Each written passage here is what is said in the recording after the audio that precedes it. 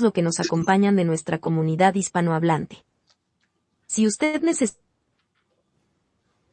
invitamos que nos acompañe, y la señora Juanita Flores está disponible para traducir a través de línea telefónica. Le recordamos que si usted gusta hacer un comentario, pregunta o recomendación directamente a la Junta Directiva, lo puede hacer usando el signo de asterisco y el número 9 desde su teléfono. Esto le indicará que puede levantar la mano para dar su comentario. Para unirse a la traducción ahora mismo, por favor marque al número 1-669-900-6833, con el número de identificación 889-5905, 1042 clave 094-080. Toda esta información la puede encontrar en nuestra página de internet del Distrito Escolar, visitando www.ssfusd.org y busque bajo la sección de School Board Meetings. Muchas gracias. Good evening, everyone. I'd like to call the meeting of the South San Francisco Unified School District Board of Trustees to order, reconvening into open session.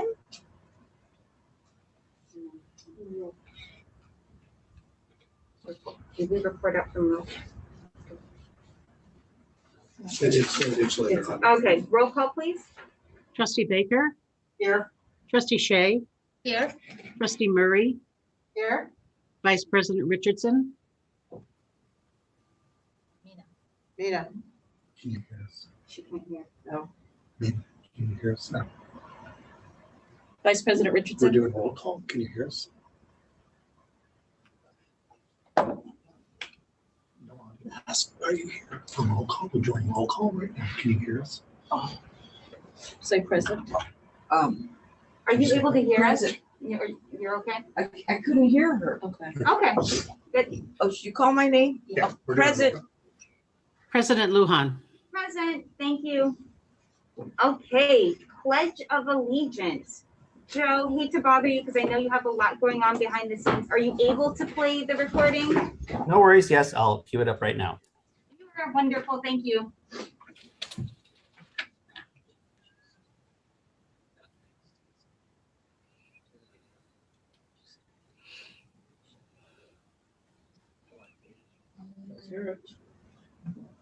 I pledge allegiance to the flag of the United States of America and to the republic for which it stands, one nation, under God, indivisible, for all, liberty and justice for all. Good. All right, thank you, everyone. Team effort, I like it. Okay, this brings us to the land acknowledgement statement. We acknowledge that the South San Francisco Unified School District is located on the unceded ancestral homeland of the Ramaytush Ohlone peoples, who are the original inhabitants of the San Francisco Peninsula. We wish to pay our respects by acknowledging the ancestors, elders, and relatives of the Ramaytush community and by affirming their sovereign rights as First Peoples. Reporting out from closed session. Thank you, President Lujan. For item 1, there is nothing to report out. For item 2, there is nothing to report out. And for item 3, nothing to report out. Thank you, Dr. Moore. Okay, review of agenda. Are there any changes to this evening's agenda? All right, I'm seeing shakes of heads, no. All right, so PTA Council Remarks. Mr. Santa, it is good to see you. Good to see you too. I'm happy to be back. Wanted to end this year with my normal reminder to Mr. O that our books, like yours, close on June 30th. And so any bills that might be due, PTA will probably not get paid until after September 1st, when all units and the council clear audit. So if you're expecting payments, please be advised of that. If we don't have the bill already in place and they haven't been authorized for payment, they won't get paid until the audits are complete in September. Just wanted to make sure you remembered that. As by now, I'm sure all of you know, I am the incoming president for the next, at least the next year, although the terms are 2 years. So I will be sharing with the superintendent as we move along over summer, portions of a rather ambitious agenda that I will be putting forth in order to work with the district to get our PTAs back online and back into some form of normal operation as we come out of the COVID situation, and within any of the regular still restrictions that we may have. I would like to remind the board that since we are not, and the administration, that since we are not regularly seeing our membership right now, and we lose contact with a lot of people, any rule changes towards the vaccination process, masking, and things of that nature with COVID-19 protocols would be greatly appreciated, that we are made aware of it so that we can get this to our unit presidents, who can then contact people as they can. And of course, I'm sure that you will contact parents as well within. To that end, that basically ends my report. Thank you. Thank you, Mr. Santa, much appreciated. Okay, Staff Association Representative Remarks. I do not see a representative from the South San Francisco Federation of Adult Educators, but I do see South San Francisco Classroom Teachers Association represented. So Mr. Yano. Okay, good evening, President Lujan, board members, cabinet, and South San Francisco community. While many of us are off this summer, I want to mention the teachers who are not. I'm speaking about our children's center teachers who work year-round, have been teaching in person since shortly after the shutdown, and who, unlike the teachers who came back to teach in person for the last 2 months, did not receive a stipend or any additional pay as reward for their ceaseless work and dedication. They work on contracts that are supposed to be renewed before the end of June, a date that is fast approaching, and yet the teachers have heard nothing.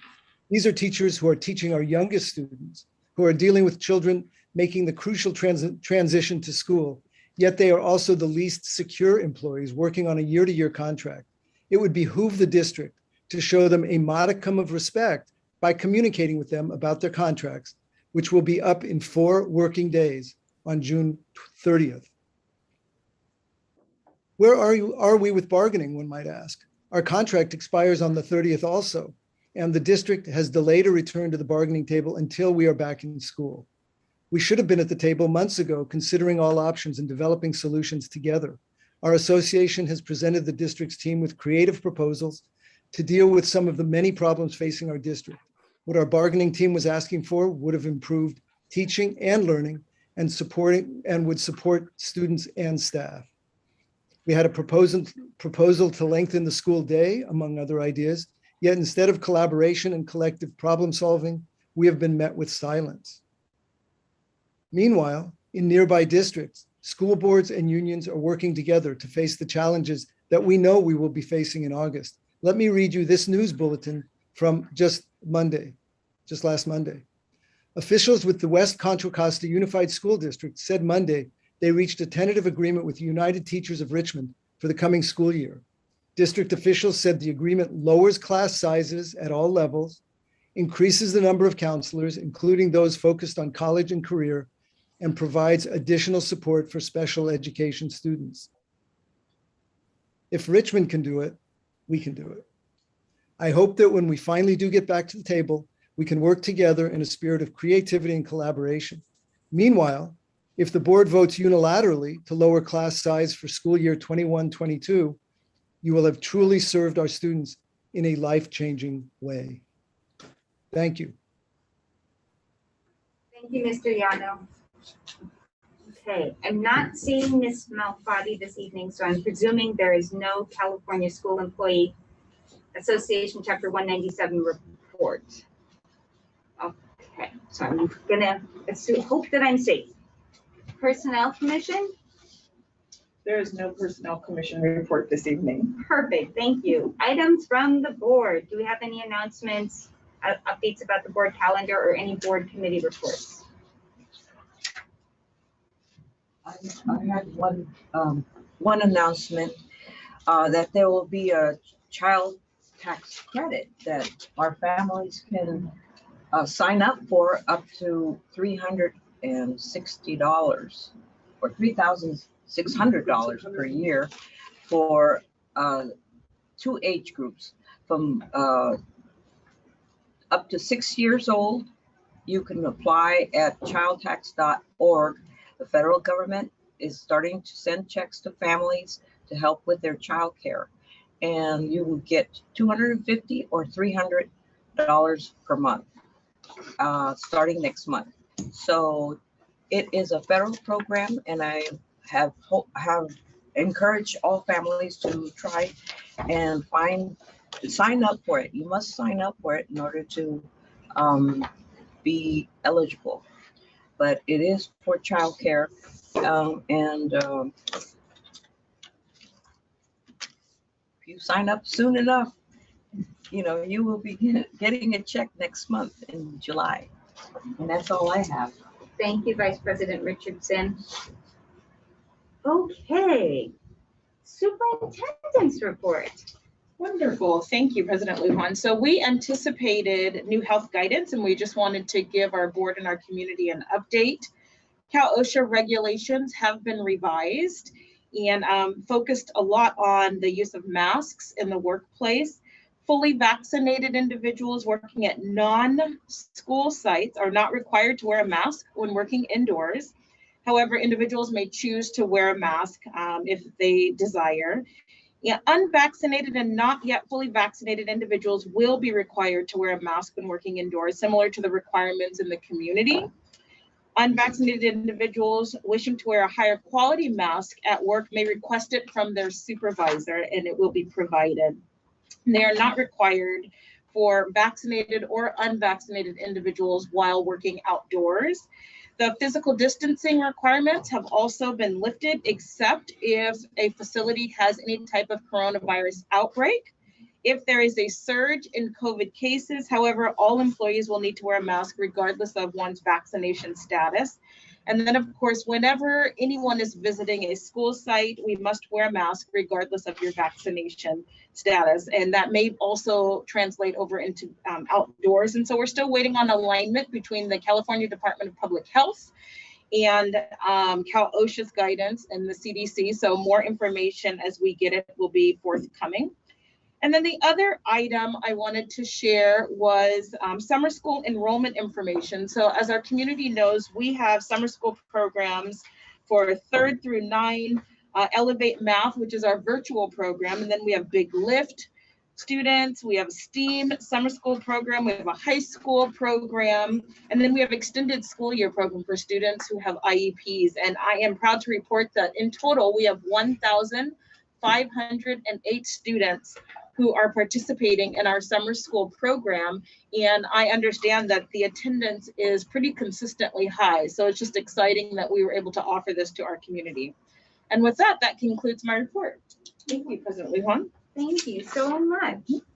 Really appreciate that. Almost a fifth of our students. Okay, so that brings us to communications this evening. Public comments can be submitted in advance through the bit.ly link that is available on the website. The comments that were submitted in advance have been emailed to the board, and we have reviewed those.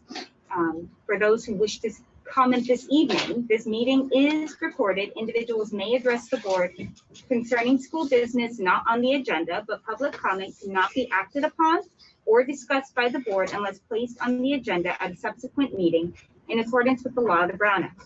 The board may request staff to respond orally at the meeting or in writing at a future time. And Mr. Siam, I believe I turn it over to you and your capable, masterful skills. Thank you, President Lujan. Good evening. I'll be calling on speakers during public comment in random order. To our attendees, if you would like to speak, please use the raise hand feature on the Zoom meeting platform now. Attendees that have called in can dial *9 to raise their hand, and speakers will have 3 minutes to give their remarks. You will hear a tone when time begins, when 30 seconds remain, and when time has expired. Once time is expired, we will move to the next speaker. And I apologize in advance if I mispronounce your name.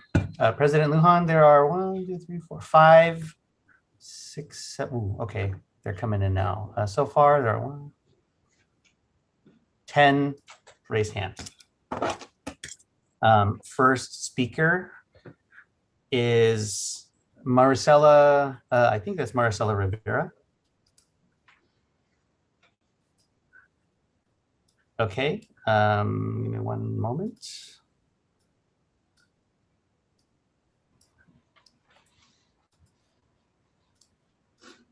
Okay, please go ahead. Hi, everyone. I'm just calling in to, again, emphasize the need to get SLOs off of our school campuses.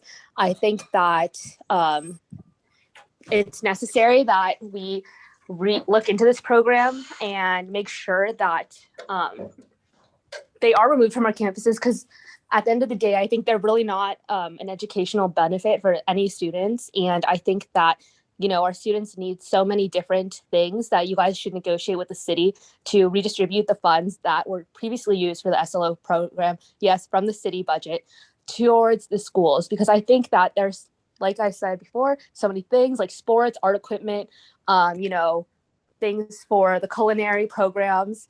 And I remember going to like my foods class at El Camino, and I would have to bring my own ingredients on the days we would cook sometimes because it was just not in the budget for our students. And I think that's kind of ridiculous that you have to pay to participate in class. That's just not the type of educational system we need.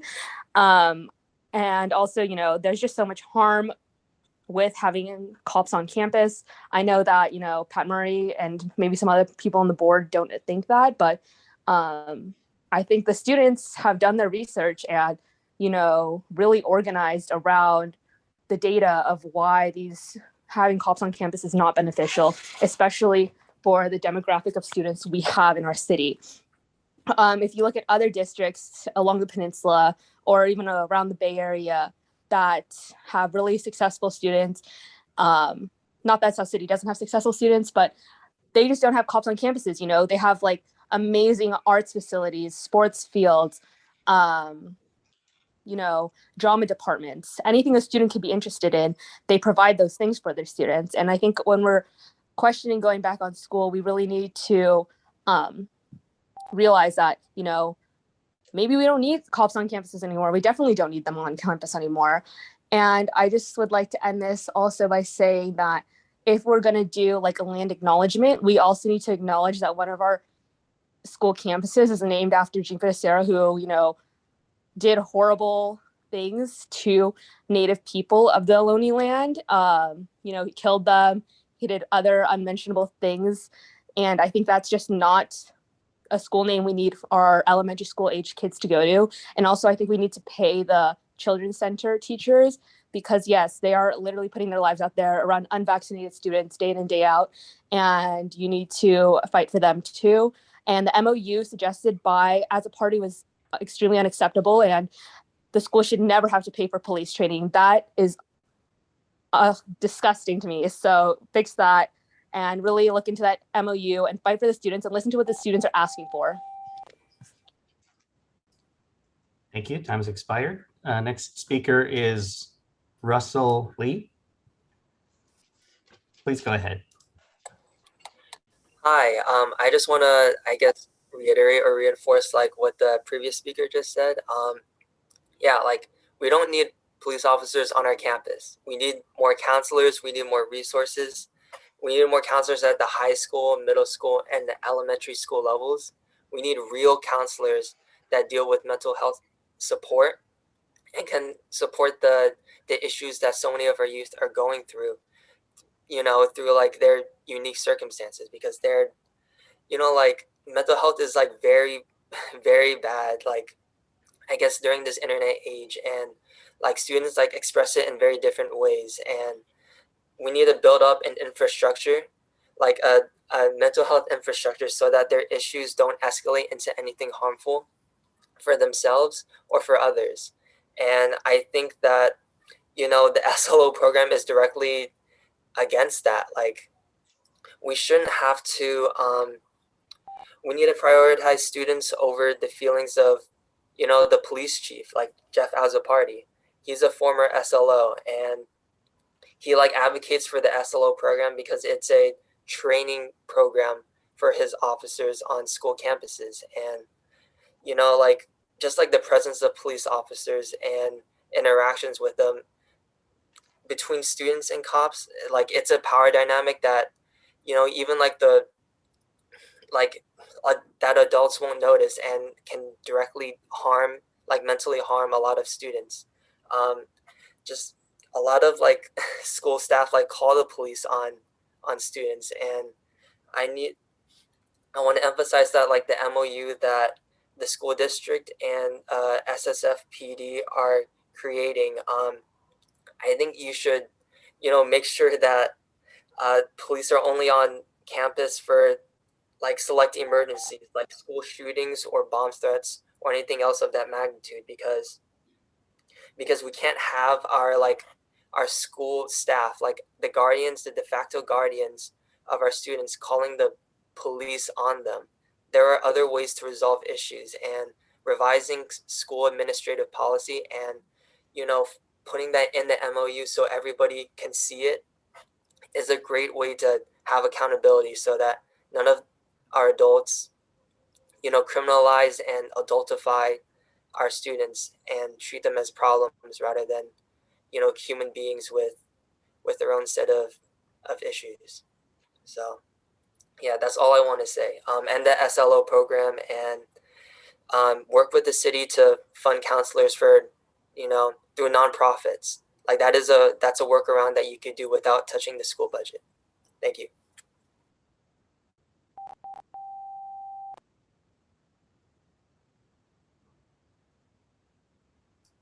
Thank you. Next speaker is Eddie Holman. Please go ahead. Okay. Good evening, South San Francisco Unified School District, members of the public. I just want to give a special shout out to our teachers, just all the hard work that they've been doing, especially in this time of transition. And I just want to start my remarks with echoing the words of Mr. Yano. And I just want to ask the district, why is the district disrespecting our teachers, leaving them in the dark on their contracts 4 days before they expire? We all know teachers can make much more money elsewhere in other districts. Why is there not a stronger effort to support the teachers who have dedicated so much? Why are we paying the superintendent $200,000 plus a year, but not even giving our teacher unions a fair discussion? This makes no sense. It's disrespectful. And as an alumni of the South San Francisco Unified School District, this makes me angry. How does the school board justify a 6-figure salary for our superintendent while doing this to our teachers? It's disrespectful. And I just want all the teachers that are here on this call, know that the community stands in solidarity with you against the district. This conduct is not right. And we have your backs. We think that you guys need the pay that you deserve. So on to my other comment that I wanted to give today. I want to speak out in strong terms against the SLO program at SSFUSD. The draft MOU that was presented to the public earlier this month was simply a formalization of the status quo. That status quo is the South San Francisco Unified School District to prison pipeline. The draft MOU formalized no accountability for police officers. All of the power was surrendered to the police. Further, it even put the cost of all trainings on the already cash-strapped school district. Personally, I think the worst part about the MOU was the way it was drafted and the way it was presented to the community. So let's look at this, how it looks to us as the community. Following a year of community input, student-led activism, discussions, call-ins, everything against police in schools, the district turned around and let the police chief and 2 white men write the MOU. Do you all understand how that looks to the community? So disrespectful, so tone deaf. Why does the school district feel immune from the national reckoning against the role of police in enforcing structural racism? This is not a vacuum. This is part of the national story, and you are all acting on the wrong side of history. It's time for the trustees to get on the right side of history, do what's right. And look, I understand that it takes courage to change beliefs that you've held for a long time. I know some of the trustees still hold beliefs that the SLO program is the right thing. But what I'm asking you is to have the courage to admit you were wrong. Be an adult, you can change course. Racial justice will be achieved, and those that stand in the way will be remembered for their actions. The MOU between the school district and the SSFPD must be a binding document that guarantees police are limited to entering campus only in the case of emergency. Further, there must be clear guidelines for transparency. Thank you. Time has expired. Next speaker is Alexis Rodriguez. Oops. Sorry. Give me one moment to.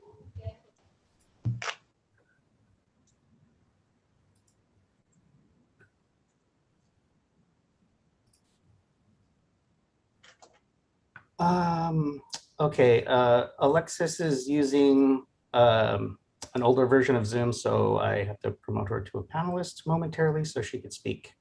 Alexis, give me one moment.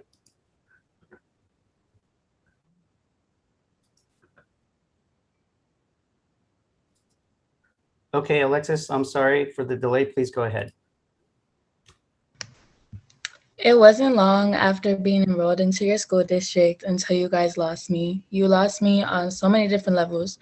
I was scared at the thought of continuing to deal with your district throughout high school, some of the most important years in my life. I can full-heartedly say that you guys never once supported me emotionally, mentally, and academically. Leaving your school district has been one of the best decisions I've made in my life. You lost me at your lack of a mental and emotional support. You lost me at your staff members who showed no basic human decency to students, and you lost me at your prevention of individualism and creativity within your students. But mostly, y'all lost me by the way you policed and criminalized me and people who look like me. I witnessed some crazy suspensions and punishments for stuff that non-BIPOC students wouldn't even get a lunch detention for. Seeing SLOs every day and cop cars and police officers on your campus made me so nervous and anxious.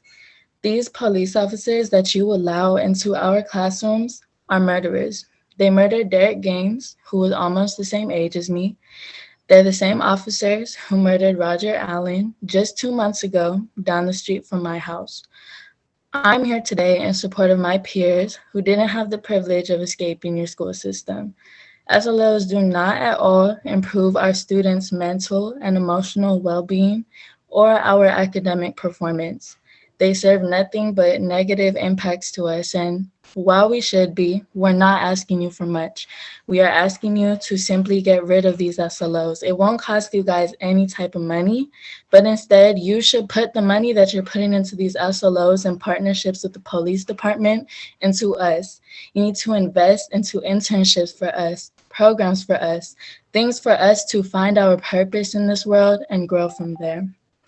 To follow aforementioned statements, moving into a new school year, it is important for y'all to reimagine student experiences and normalize change. Normalize reimagination. I think you guys as a school board are so scared of changing and moving out of your comfort zone, but it's important for you guys to listen to us. It will be a strong start to start off this new school year by changing things that us as students are currently demanding. We are the ones dealing with this education. We are the ones who are going to school every day to shape our future. I think we know what we need in order to be successful, and SLOs are not one of them.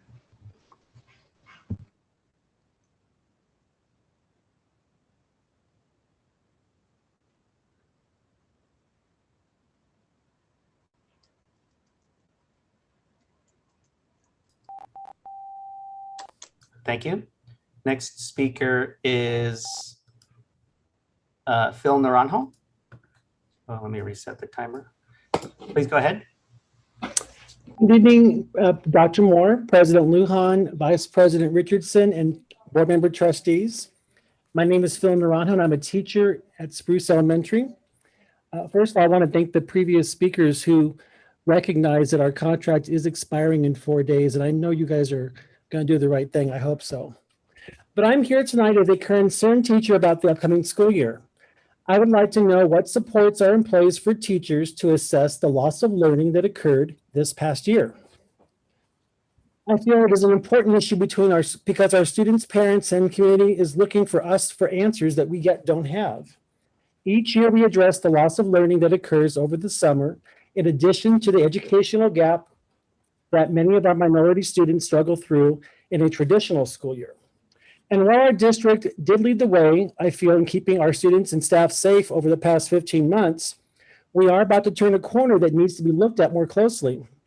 This is going to require everyone to seriously look at our curriculum and decide how and why our students are going to need, what our students are going to need the most when they begin the next school year. The second reason I'm here is I want you to be aware of a program that we have been using this past year called Literally. In my opinion, there are some problems with this program that need to be addressed.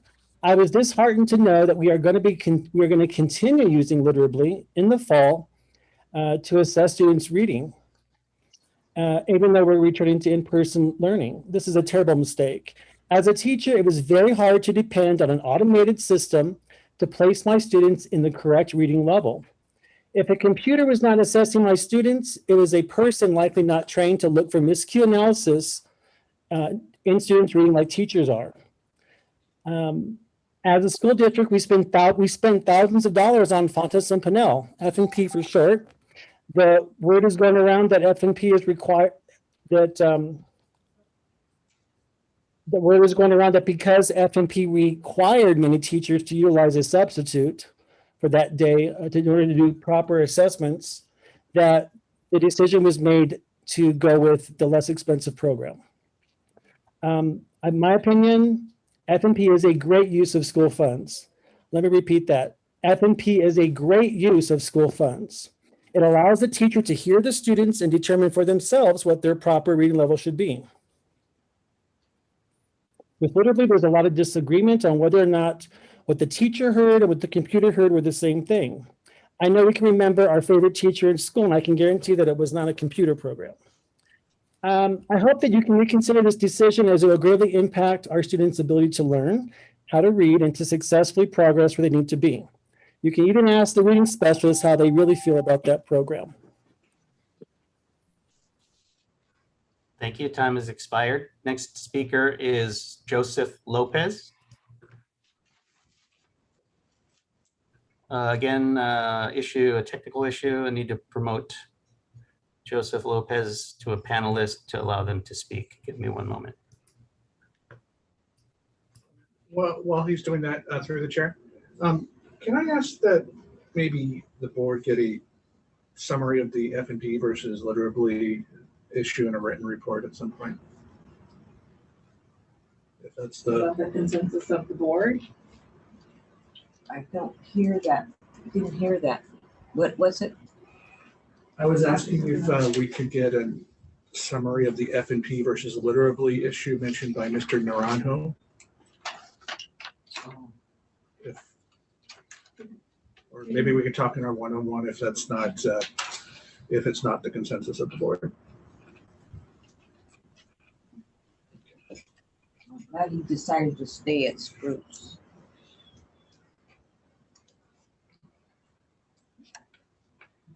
Mr. Siam, we're ready whenever you are.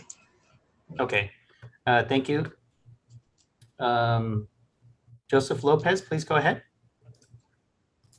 Hello, Dr. Moore, President, Vice President, and members of the school board.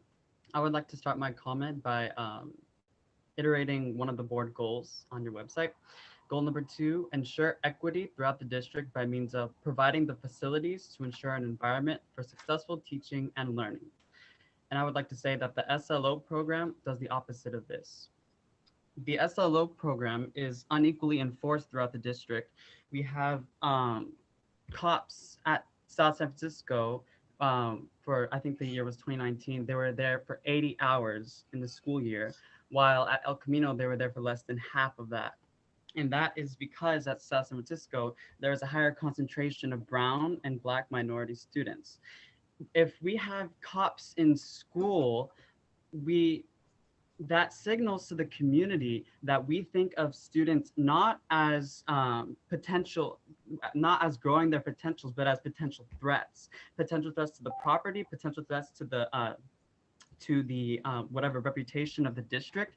And that is what the SLO program represents to the community and to the students. If you want to foster an environment that promotes students to higher levels of education, the SLO program is not the way to go.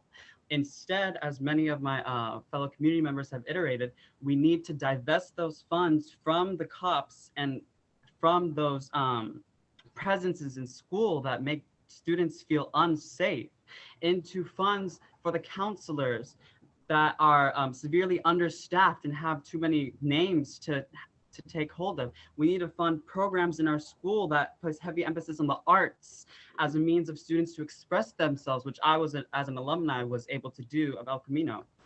But all in all, this program of student liaison officers in the South San Francisco Unified School District does not promote extensive learning, but rather fosters an environment that breeds fear within the students. Because if you have a higher concentration of cops at South San Francisco High School and the majority is brown and black, then that automatically signals that there is a problem with how it is regulated, how it's enforced, and where the funds are going for this program.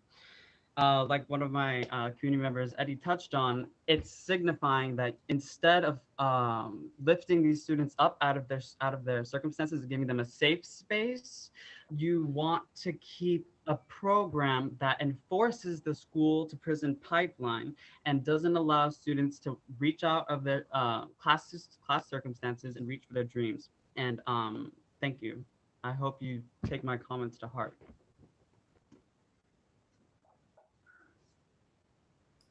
Thank you.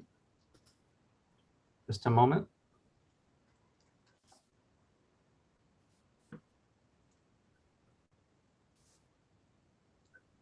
Okay, next speaker is Andrea Sims.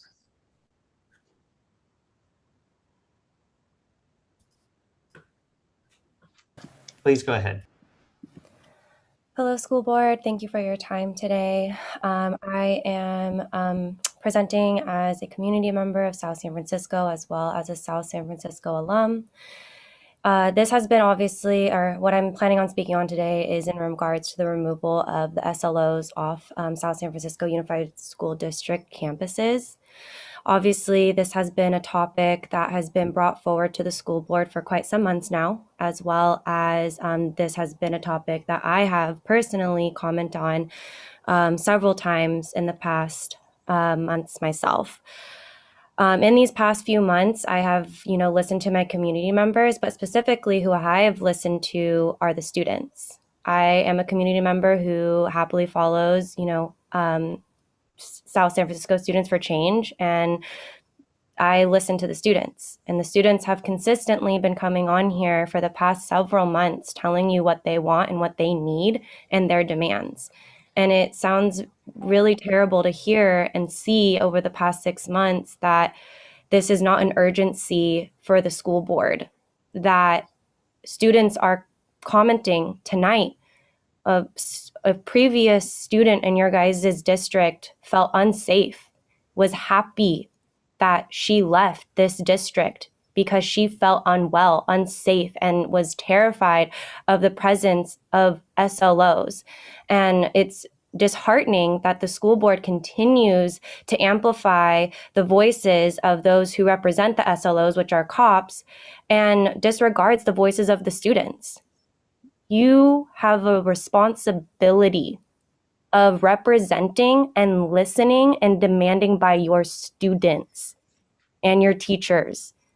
And the students have been nothing but utterly clear with each and every single one of you that what they want and what they are demanding is the removal of SLOs off of SSFUSD school campuses.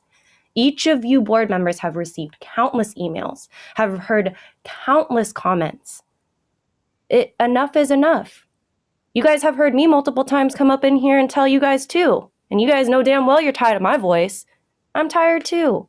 Listen to the voices of the students. The data is there. The students don't want the SLOs off of campus. And you know damn well that if you guys do this, it's going to only invest not only in the students, but in the community. So what are you guys afraid of? Why are you guys holding back on something that will only make South San Francisco the potential of what it is to be? Be ashamed that you guys are resisting. And all I can hope for is that you guys continue to just make it happen and make our students proud because they deserve it. And students, thank you.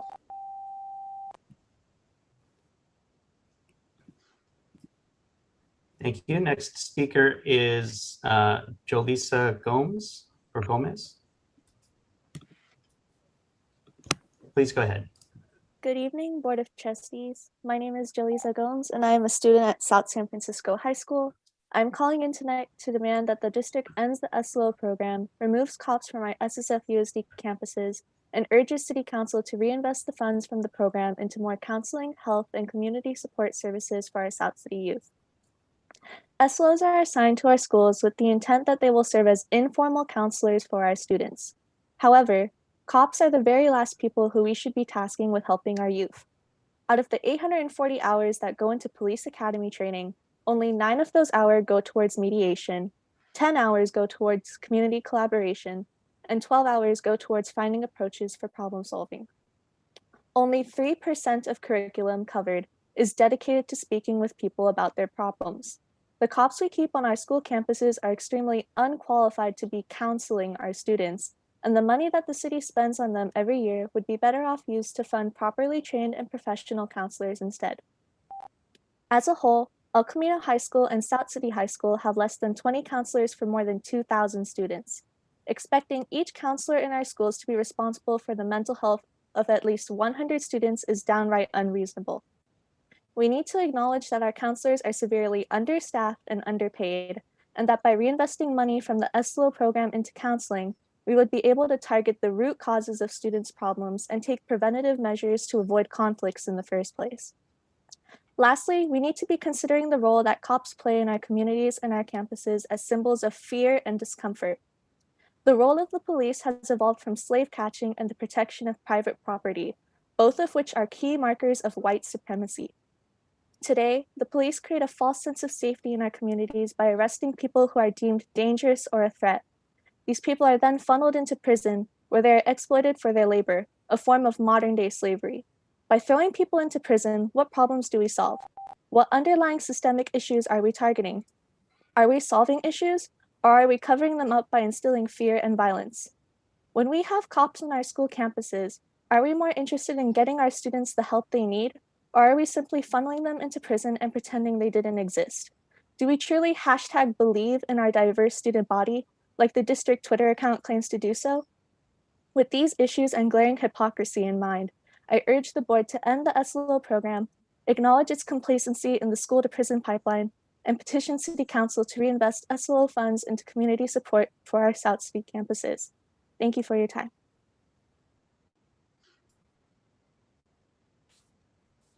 Thank you. Next speaker is Liliana Rivera. Please go ahead. Hi, good evening, board. I would just like to echo the same sentiments as the speakers have said before me. I strongly believe that the SLO program needs to be ended point blank period before the students go back in person. Like, no more dilly-dallying, that this needs to stop. And you have a year's worth of public comment from students and community members giving you all of the content that you would ever need to write a strong policy to end the school to prison pipeline and to stop the SLOs from policing our students and students of color on our campuses. And I'm just really glad that the last MOU that was proposed was basically scrapped after the public pointed out all the issues with it, because the main defense that I heard after all the public comment was that it was taken from other districts across the country and their MOUs. So basically what I'm hearing is like, this is a new proposal, but it's basically just repackaging the same formula that has been used across the United States. And we know what the norm is, what the role is of police in every city and in every school district across this country. It's racist and it's punitive. So for you to use that as a defense point that it's what other people are doing, like, don't you hear how that sounds to the community? And like, you need to realize that like, you have to do something brave and move forward and be progressive instead of rehashing the same issue that has caused racial division across this entire country. And I'm also concerned that one of the main people writing this MOU was also tasked with that thought survey situation, and that they decided to remove every single mention of Derek Gaines from the responses. And he was killed by a former SLO. So if you are saying that that's unrelated, you clearly don't understand the way that police violence works in this country. Like, how is it unrelated to bring up the fact that Derek Gaines was killed by a SLO officer when you're saying the SLO program should be ended? To me, those are very related. And I think that you should appoint somebody, either a current student or a teacher, who understands this systemic racist violence much more clearly than the people who have currently been tasked with writing the MOU seem to understand it. And yeah, I just want to echo everything that everyone said, because like I went to El Camino, and the one time I remember the police being on campus was when they were arresting like 40 of my peers for possessing or selling like small amounts of marijuana, which people are now getting rich off of because it's legal. And those people, my peers, have had their entire lives derailed because they were criminalized at a young age. And there should have been another way to deal with that. Like there was no reason to arrest every single one of them, throw them in juvie, and pretend like they don't exist anymore. And this can't continue anymore. Like my generation, the people you're hearing now, this needs to be the last group of people you hear who have been hurt by the presence of police in schools. Thank you.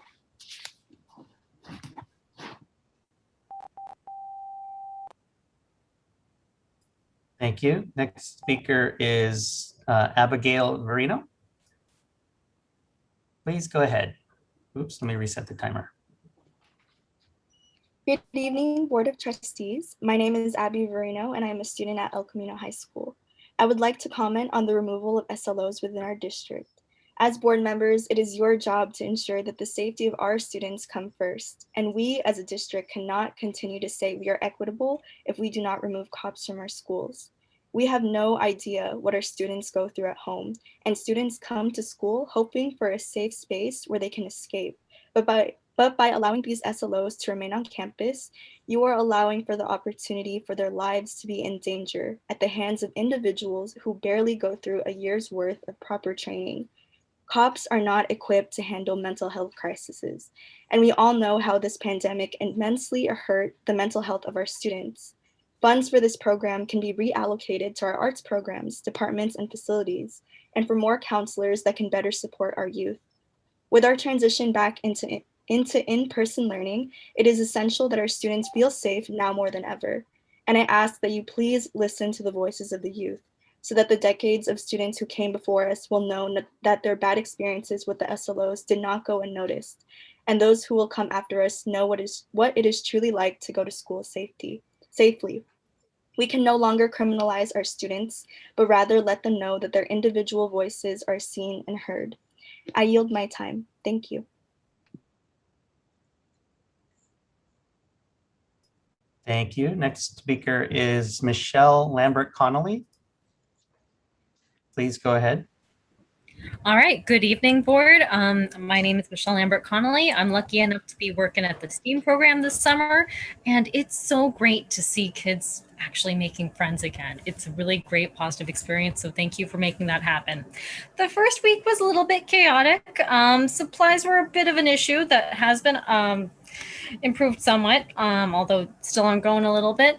But honestly, it's really great just to see the kids being kids with each other, learning. The class sizes are much smaller than what we'll be returning to in the fall.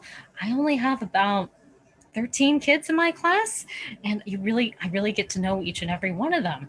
If one of them's having an off day, there were a couple kids who were really uncomfortable eating around other people because they haven't really been around other kids for the past year.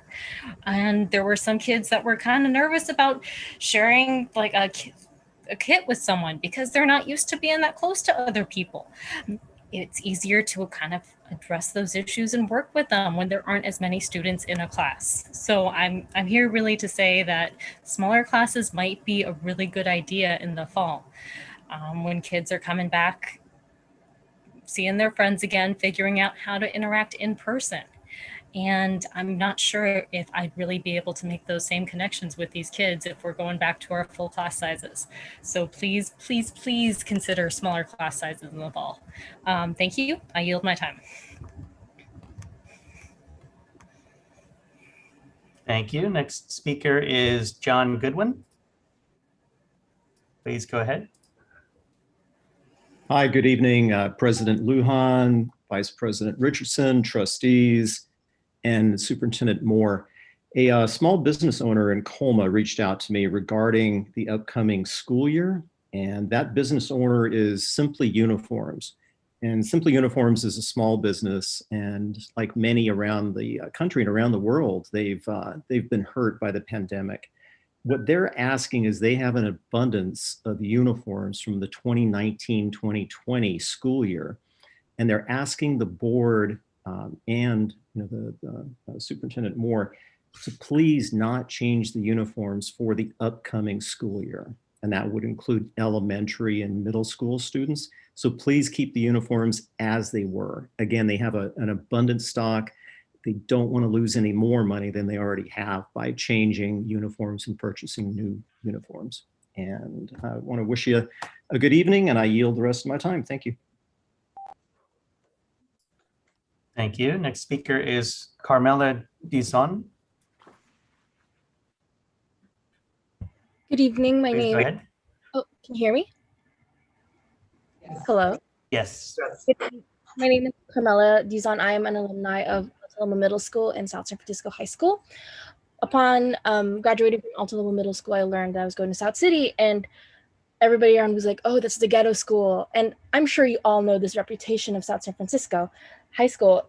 People say that it looks like a prison because, and at first I thought, why would that be the case? And then I walk in my first day as a freshman and I see a police car right in front of the gate. And I suddenly understood, oh, this is why they're saying it, because there's literally the police outside the door. And in my 4 years there, I have joined every single club imaginable. And in every single club, I noticed that there is a lack of resources for students. In tennis and sports, El Camino had to use our courts because their courts weren't good. We barely had balls, and I was in the theater department. Our stages were always splintering off, and kids were constantly getting injured because of loose nails and wood.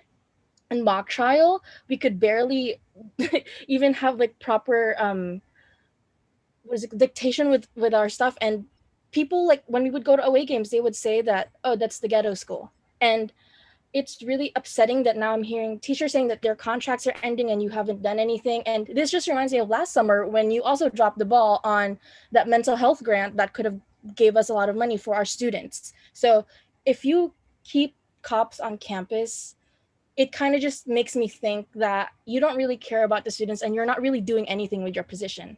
Because what's the point if you're not taking any action? What's the point if you're not doing your job? And it's really upsetting to hear that teachers have to come on here and say, like, smaller class sizes are better. And in fact, it bothers me so much because I think about my time in South City. In my AP government class, a student didn't have a desk because there was too many students in the classroom. An AP government class, a class that was supposed to be for students who are getting college credits and trying to excel their education further, can't even have a desk in a classroom.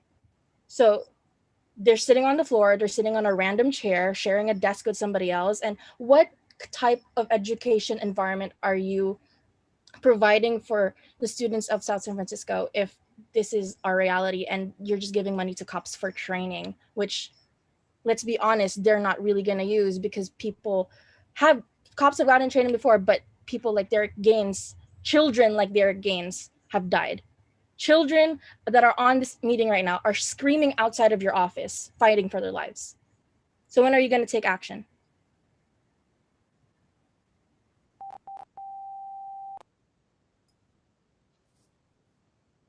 Thank you. Next speaker is Devante Jewett. Please go ahead. Hi. Just want to say thank you to the school board.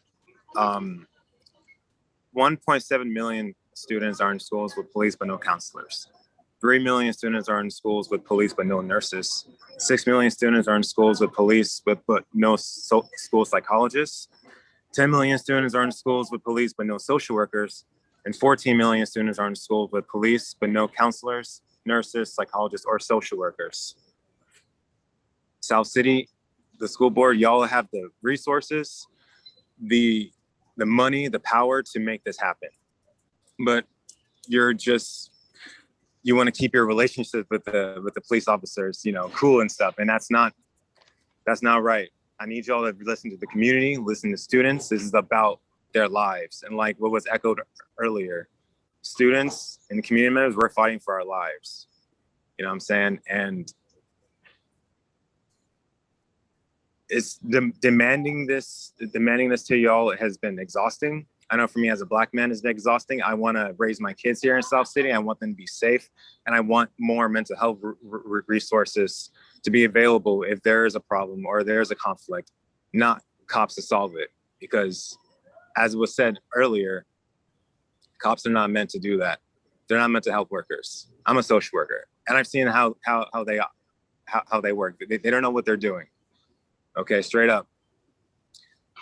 I want to see South City with all of those resources that really focus on prevention, focus on care for the students, and not criminalize them and enforce the school to prison pipeline, because that's what cops are intended to do. And that's what these LSOs are intended to do, whether you believe it or not. And we're demanding that y'all see it that way.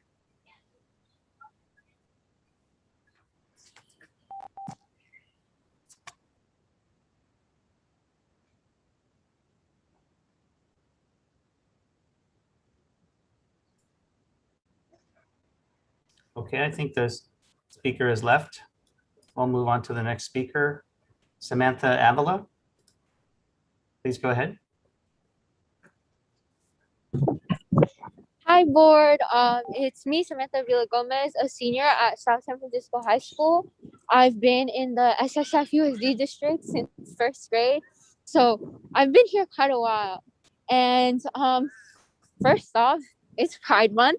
As you know, Pride started as a riot, and you know who it started against? The police, because the police was terrorizing gay people, and that's all they know how to do, terrorize gay people. So the fact that you want to pass an MOU in which you pay cops and take funds away from kids, knowing that you have queer students and you have no resources for them in your school district, is a slap in the face. It's an absolute slap in the face. You know that you have a high population of Latinx students whose families tend to be homophobic because of colonization, and you have no resources for them, but you hand them cops who are known to terrorize. Your hands have blood on them. Derek Gaines was 15. I know some of you have kids. I bet you would not want to see your kid gone at 15. And you have the audacity to sit up here and say, build a relationship with them. We don't get to hold hands with cops. Brown and Black youth don't get to hold hands with cops. We don't get to be friends with them. We don't get to have them over for dinner and build relationships for them. We don't get to do any of that, because for a while we could be seen as, you know, a cute photo shoot, and yeah, they have their little teddy bear drive. But then what happens when we grow up? Then we wear red and blue and suddenly we're gangbangers. Then we get into a little bit of trouble at home and suddenly we're on the ground with a knee in our back. Is that really what you're about, SSFUSD? Because that's what it's looking like.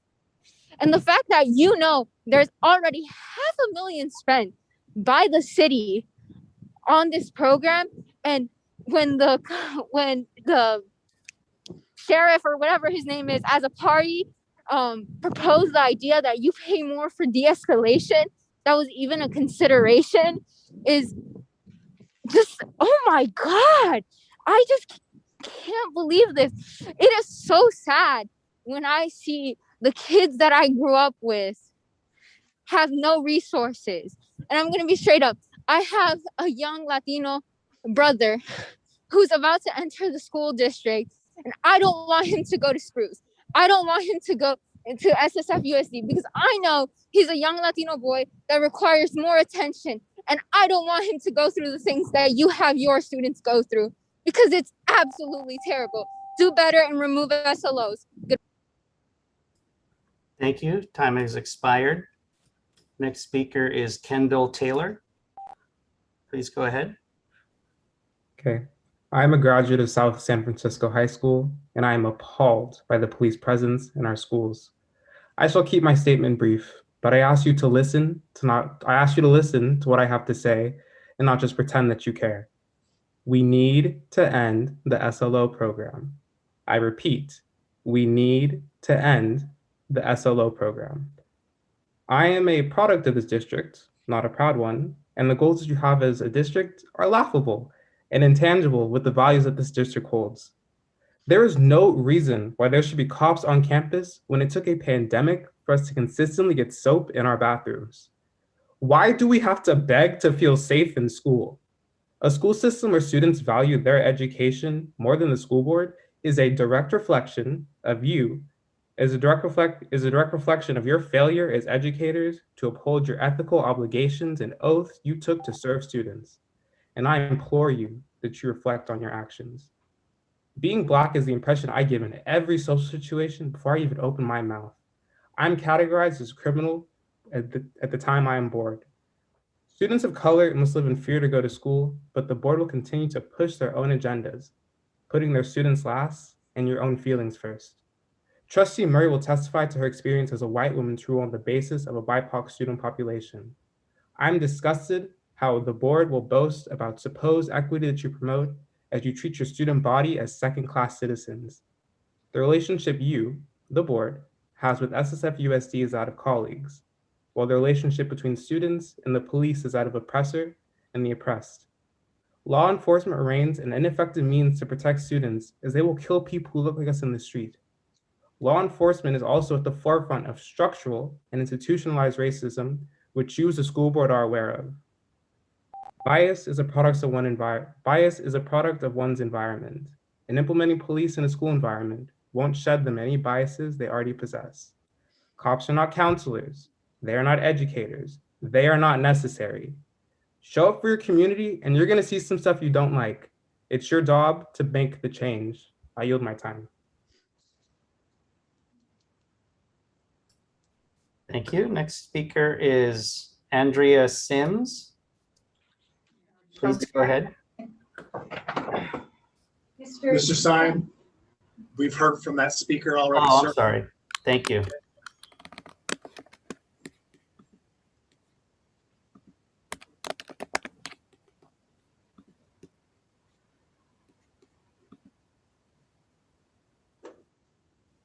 Okay, sorry. Next speaker is Andrew Ta.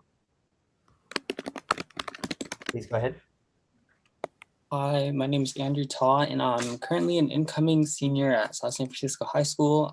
I just want to keep this short, but I just like wondering why you guys are so like apprehensive to just remove the SLO program and to like redirect the funding from cities into the SLO program into more programs that our students could benefit from, because this district has way bigger priorities to focus on than protecting and defending their cop friends, especially when we look at how South San Francisco High School is literally in one of the most pollution burdened areas in all of California. And that's a big deal. Like if we want our kids to come back in the fall, like how are we gonna tell them, oh, you guys are perfectly safe, everything's fine, that oh, COVID's okay, but while you're just breathing in microplastics all throughout the air and there's traffic all around them and pollution all around them, and how they're eating literally food that tastes garbage and it's literally cooked in plastic, and where you're consuming more plastic and microplastics, and how they're supposed to come back to school when they've struggled throughout the entire pandemic and we don't have more counselors that they need, more funding for art programs that can really help them get back onto their feet, and how so many of our teachers are constantly struggling through this district and how they're always complaining that the district isn't doing enough to support them. It doesn't make sense how we're prioritizing cops over the needs of our students and teachers and leave the entire community. And I just think that we need to get on it because we've been like fighting for this for a really long time, and that the community wants the SLO program to go away and that for funding to be invested into our students. So let's do it. Like I don't get why we've been arguing back and forth for so long. I yield my time. Thank you. President Lujan, that was the last speaker. Thank you, Mr. Stein, and thank you to all our speakers from this evening. Very briefly, there were a couple comments that were mentioned this evening, and Dr. Murray, I hate to put you on the spot, but could you provide a very brief and high-level overview of where we are with the JS renaming and the 7 wellness counselors who are coming on? So JS renaming at the last one of the previous school board meetings, the board gave direction to establish a timeline.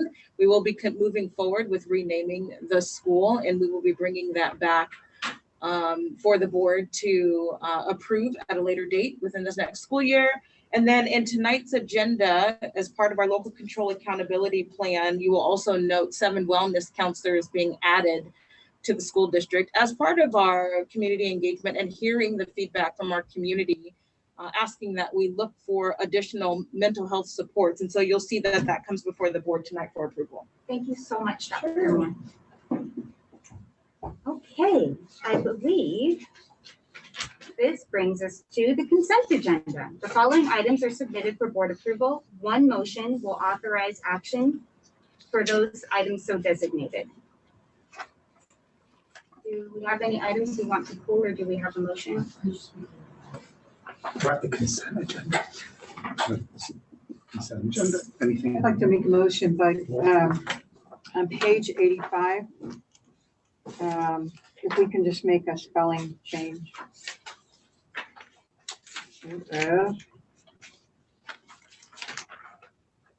Under District Office Business Service, David R. Callahan, I think it says South San Francisco High School site are, I think it should be compliant. So we have the first with the correction on page 85 with compliant. Do we have a second? I'll second. Okay. Can I have a comment? Now we're going to have. So I just want to appreciate our district for the one lease rates approval for lease rates. It's very kind of it's very thoughtful for continue the same lease. So I just want to show my appreciation that you are so thoughtful. Thank you. Thank you. I have a comment. I noticed that I'm having a very difficult time hearing everybody be, their face covered. And I just remembered that each of us had microphones and we don't have them here, so that I will be able to use this device. So right now I'm just relying on my hearing aid to hear you, and I'm having a difficult time. So I would have asked please to speak louder. A suggestion might also be if people feel comfortable, we can remove our masks when we're speaking so that you can hear. So we can try that and see if that I'm trying my own mask, and this thing, it's just too hot in here. I don't know how you guys do it properly. All day, every day. All right, so we have a first and a second. We have a first by Trustee Murray with the correction to page 85 and a second by Trustee Baker. Roll call, please. Trustee Baker? Yes. Trustee Shea? Yes. Trustee Murray? Yes. Vice President Richardson? I'm sorry, what are we voting on? Consent agenda. For So it's item M, page 3 of the agenda. Item what? Item M, page 3 of the agenda. And Trustee Richardson, do you want to move next to me? We can trade seats, Trustee Yeah. Richardson. Vice President Richardson, do you want to move next to me so you can hear me? Then I'd be. The speaker's pretty loud over here. I think you'll hear it. Pretty loud over here. It's very loud.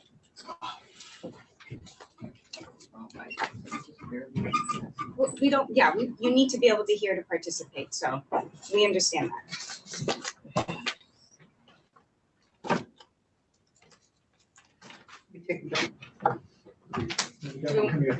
Yeah.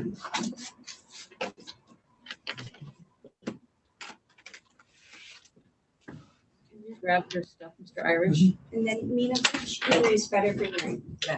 Left. This side. Okay, perfect.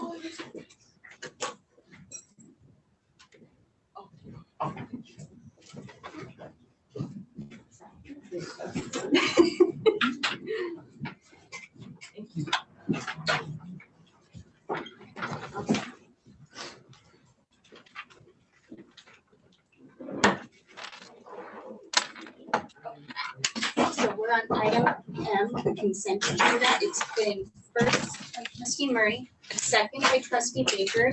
We have one correction to page 85, which is a spelling error.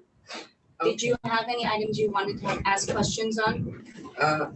Actually, I wanted to actually have the, I thought it was on here. Yeah, this one. I had one question for one of the items in item G. Okay, so that's actually the item that trustee Murray had the correction on. What was your question? Well, I want to clarify what that is right here. No, not that one. I was told it was here. Which one was that, Mr. Irish? The one we were talking about? It's on page 85, 86. It was on some remodeling for the. Are you talking about the Blaisdell business products item? Yeah.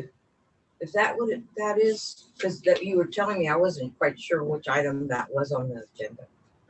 Do you need clarification on what that is? Which item was it on here? Blaisdell business products The very last at the one. very bottom, page 85. Yeah. Do you need clarification? Okay. So okay, those are the workstations that you were telling me about. So we have staff that we've approved graciously from the board in our LCAP, our teachers on special assignment. They need office space. So we're, with the board's approval, we're attempting to remodel and create cubicles so they have office space here at the district office for the upcoming school year. We didn't have to do it last year because of our flexibility with our. Is this a temporary thing or is this a all the time? Is this permanent? It's permanent. Okay. Yes. That's all I needed. Thank you. No problem. I will continue to take this off so you can see me speak. Okay. Thank you, Mr. Irish. Okay, we have first, second, and all questions have been answered. Neilani, can we have a roll call, or do we need to do roll call? Yes, and I'm at the point where Vice President Richardson needs to either agree or not. Roll call. I agree. Thank you. And President Lujan. Yes. Okay. Motion carries. Okie dokie.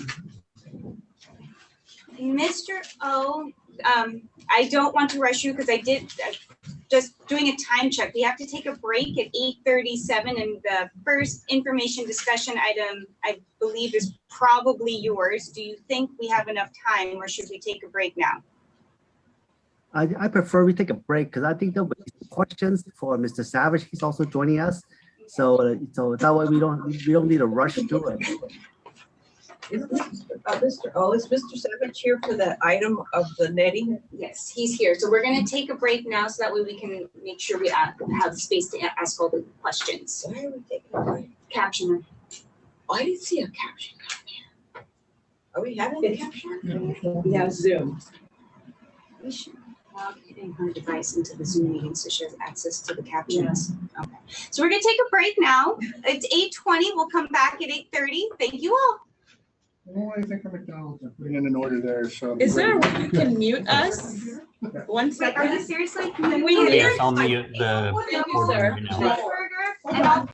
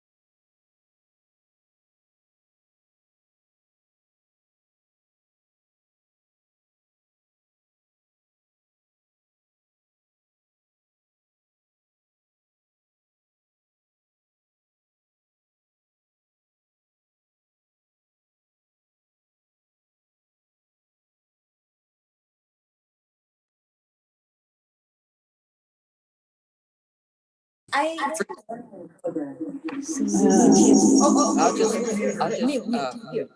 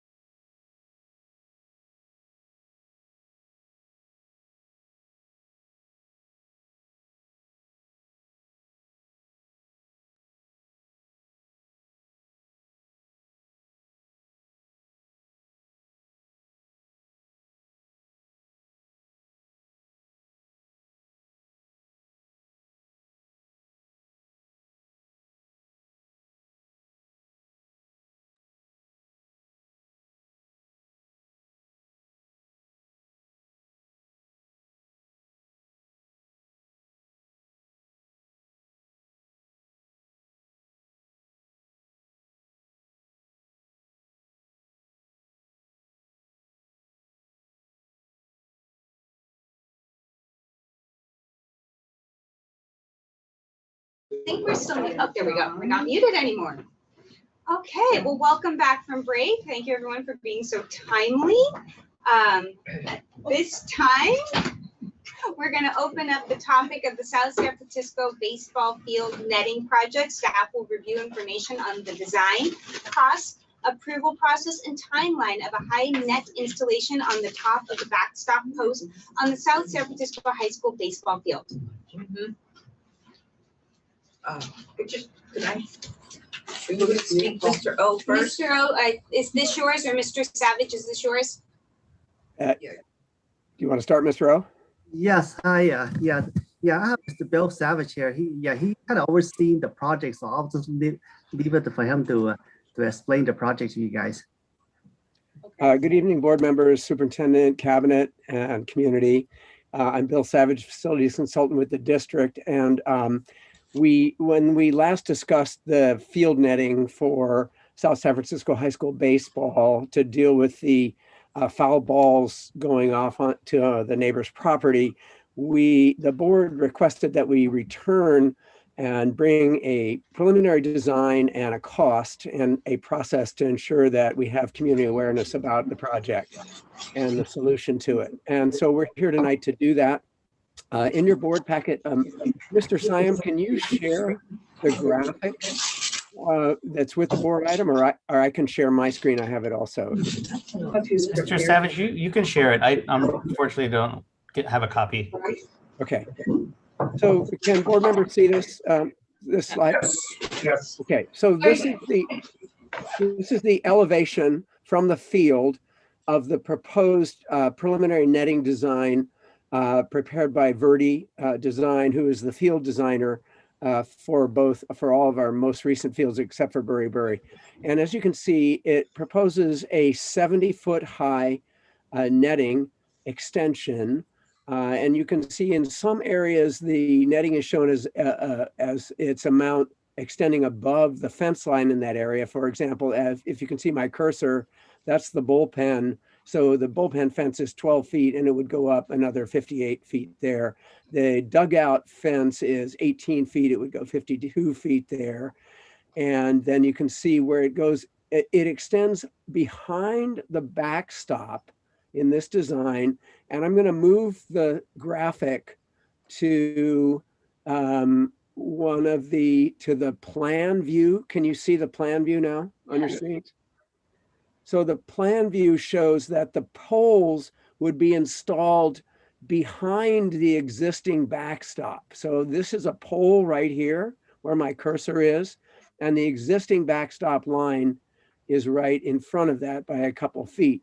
The other pole would extend out beyond the fence behind the bleachers, would extend here, again, behind the fencing, and then at the bullpen line would go into the line of the fencing that's existing. So we'd pull the fencing out, drill the piers, put the extensions in, and then place the netting up. So that's both the plan view and the graphic that shows the design. We also had let me stop sharing and find the other. We did prepare a cost estimate for the work, and I do have a copy of that I can share with you also. It's in your packet, but I'll put it up on the screen. This was prepared by Verdi Design, and you can see that the direct construction cost for the work is $210,883. And we would estimate by the time we included some additional soft costs that the price might be between $230,000 and $250,000. And it also depends upon the market and a number of other issues. So that's the potential cost, the proposed design. And then I could stop there, or I could talk about approval process and potential neighborhood process now, or we could segue into that in a sec. Whatever's the pleasure of the board. I think Vice President Richardson has a couple questions at this point. Okay, perfect. Thank you, and I appreciate the graphic because that way I at least know what we're talking about. But on the netting on the first slide with when we see the field, this is the permanent one that this is what the board would approve, this design right here. Is that what it is? All Yes, right. So that's what is correct. that material and how long does that last? It's a polyethylene netting material. It's like a flexible fabric type material. You see it installed at Oracle Park, for example, in professional baseball settings to prevent foul balls from going into the stands, because it's the reason that it's done as opposed to chain link fence is because it's lighter weight and it's very strong and it's somewhat invisible, i.e. it's less sightly, it has less visual impact than fencing. And so it's commonly put in these kinds of higher situations so that you can see through it and it won't be a visual blight in any way. Is it only on one side of the field or? Yes, it's only proposed to be placed on the right field side and directly adjacent to the backstop that's existing and along the fence line on the right field side. So there's no concern over the left field at all? No. I don't get it. Don't hit the school on the left-hand side. Right, it's our property and we're probably 50 to 60 feet away, maybe a little bit more from the closest buildings on that side are the new Project Frog 2-story wings that are out in that part of the site. So there's quite a bit of open space there for foul balls to land on the left field side. Okay, so the next question I had was, okay, so the netting that is there now, will that allow the students to go back to using the field at this time? Because we haven't. We believe that it will, yes.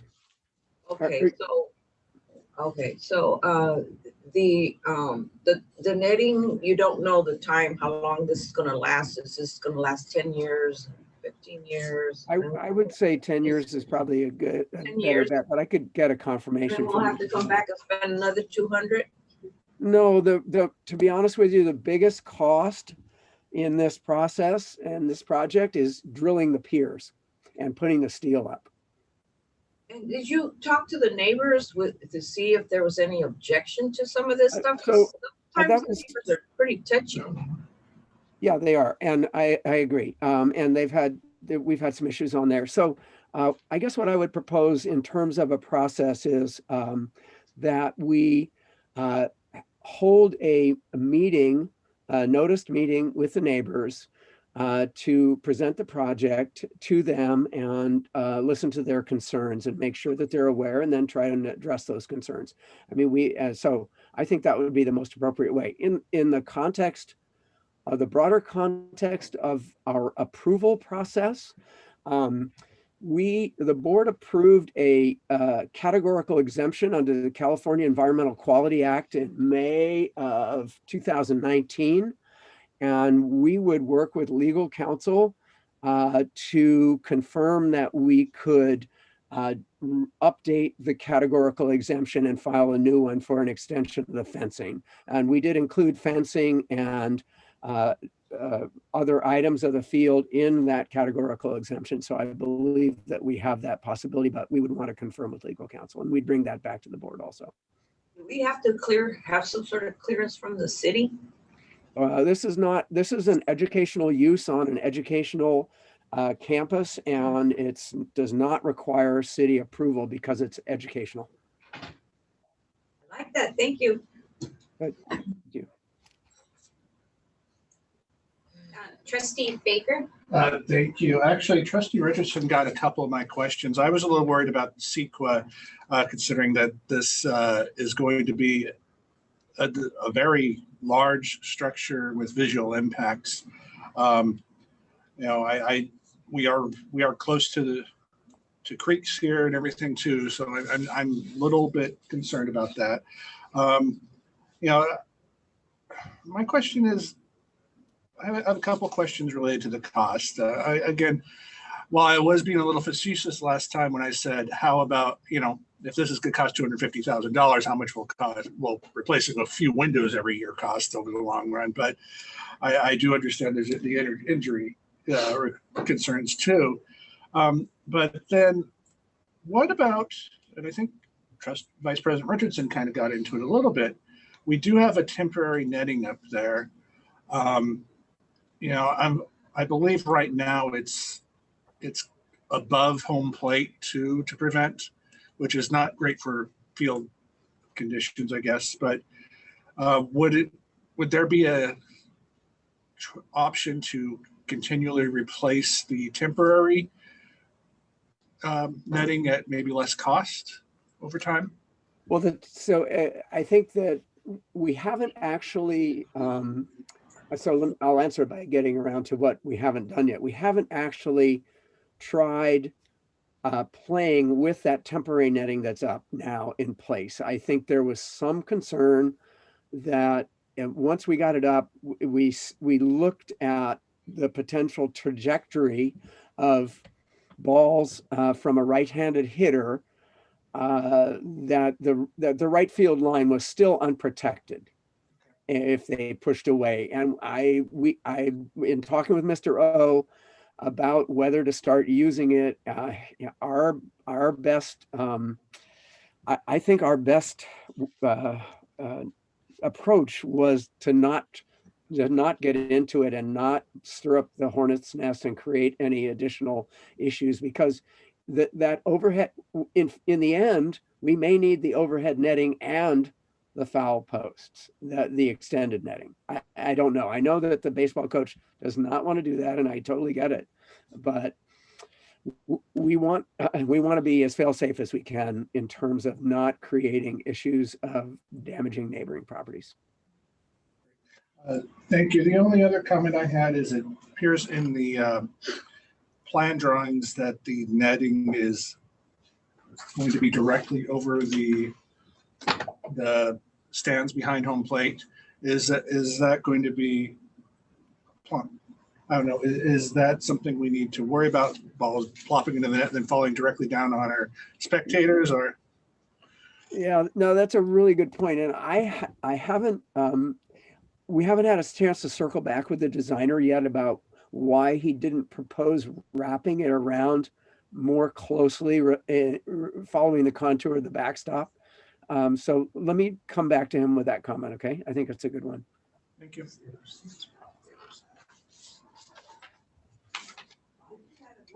One last question, Mr. Savage, when you get it. Okay. When we were designing this field, was this a new placement for this field, or was there an existing field already there? There was an existing grass field that was used primarily for soccer. I believe that our varsity team played at Orange Park, but Mr. Baker, you may know better than I. That's correct. Okay, thank you. Thank you, Mr. Savage. Okay, so we'll circle back with the board as we get ready for the process and get some communication to you regarding our next steps. Thank you. Thank you. Okay. We'll have to approve it. Talk to the neighbors. No, this was just Information and discussion. Yeah. Yeah, we're gonna. Action item.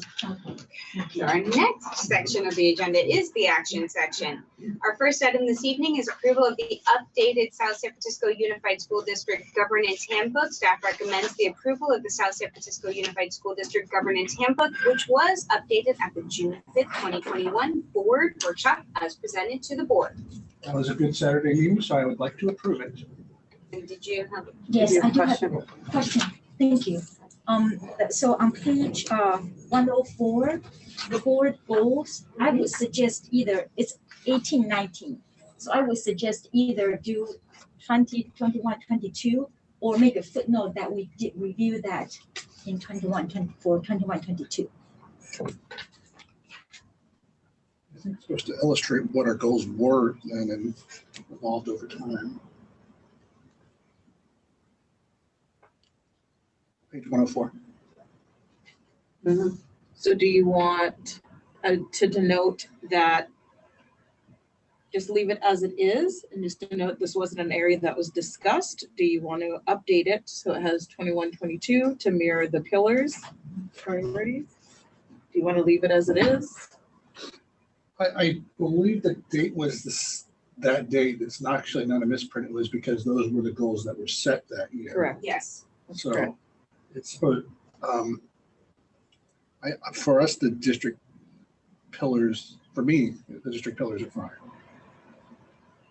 So we did review that. I just want to have a record saying we did review this.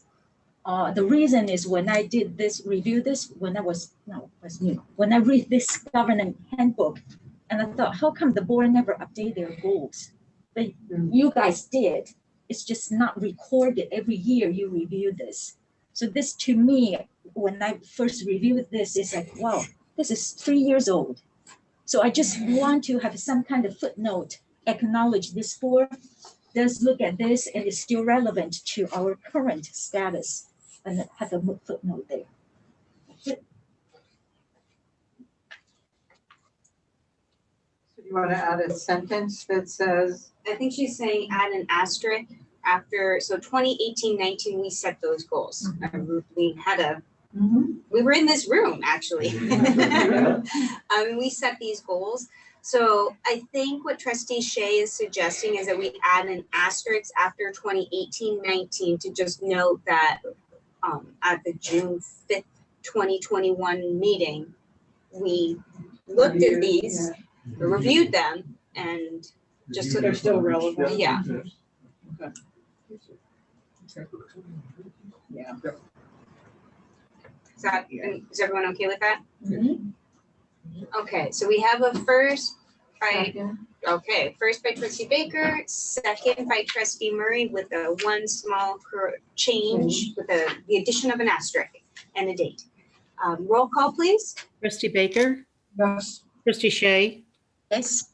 Trustee Murray? Yes. Vice President Richardson? Yes. President Lujan? Yes, motion carries. Thank you. Okay.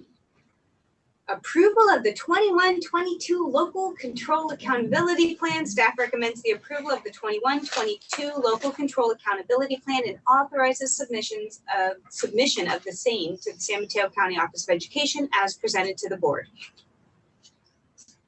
So moved. I can, I don't need to. Because you presented on this, yeah. You had a And robust. thanks to your department, and Yes. you and your department for all of your work and all of the outreach to our different communities. And it's just amazing every year. So thank you. A lot of work went into it. Yes. So, no, I was just going to say thank you for that. And I just want to recognize the hard work of also Mr. O and his team from the business services side, helping us to ensure, one, keep an accurate account of where all of our LCFF dollars have been spent from the previous year and provide an accurate allocation for this year. So thank you, Mr. O and Ms. Ball and all other members of the business services team, and thank you, board. So if we get any more, both divisions are working with the San Mateo County Office of Ed. And when we get final approval, I'll share that. It'll probably be late July or August. If there's any changes, of course, I'll bring it back to the board.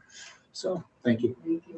All right, so we have a first by Trustee Murray and a second by Trustee Shea. Roll call, please. Trustee Baker? Yes. Trustee Shea? Yes. Trustee Murray? Yes. Vice President Richardson? Yes. President Lujan? Yes, motion carries.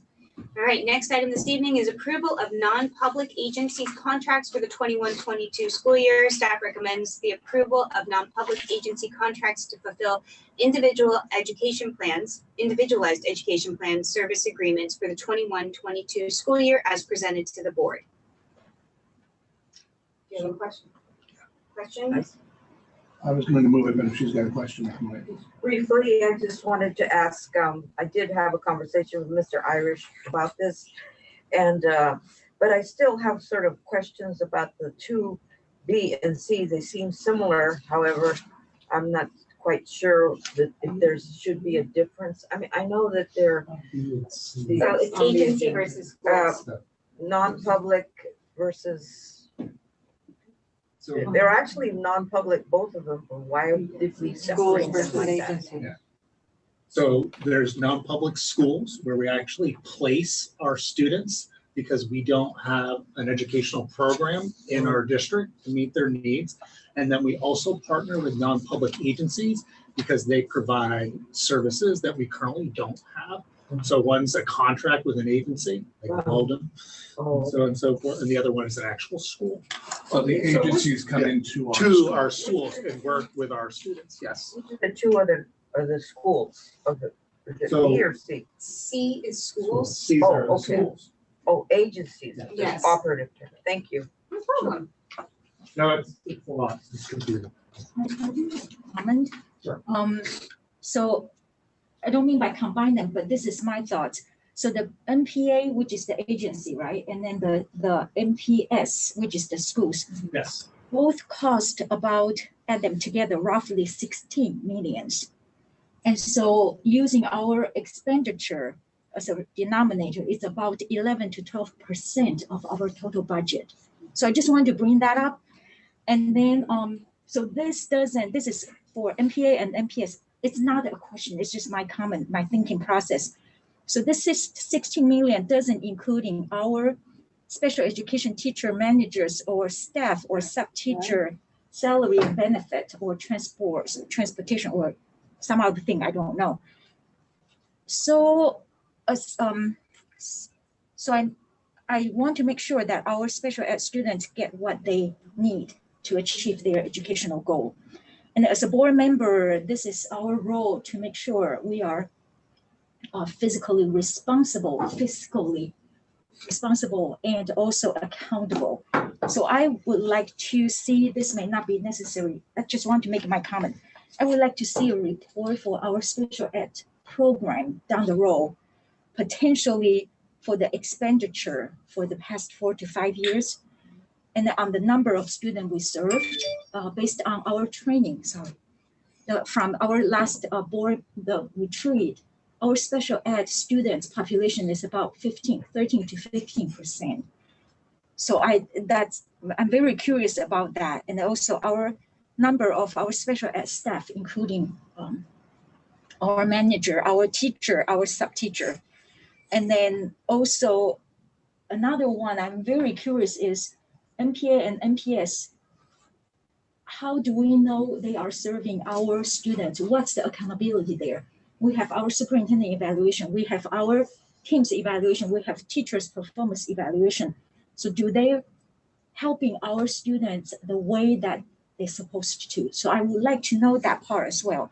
And so also the outcome, does all this relate to, is that helping our students not only achieving their IEP goals, but does that also connect to bigger goal, that their educational goal? So the timeline will leave up to you all. What is the best timeline? This is huge ask. So I just want to say that, and then that's it. I will second the, oh, sorry, you haven't do the first one. I would like to move item 2B, please. Okay. We have a first by trustee Baker and a second by trustee Shea. Roll call, please. Trustee Baker, Yes. trustee Shea, Yes. trustee Murray, Yes. Vice President Richardson, Yes. President Lujan. Yes, motion carries. Next item this evening is approval of non-public school contracts for the 21-22 school year. Staff recommends the approval of non-public school contracts to fulfill individualized education plan service agreements for the 21-22 school year as presented to the board. Questions or a motion? I do have one quick question.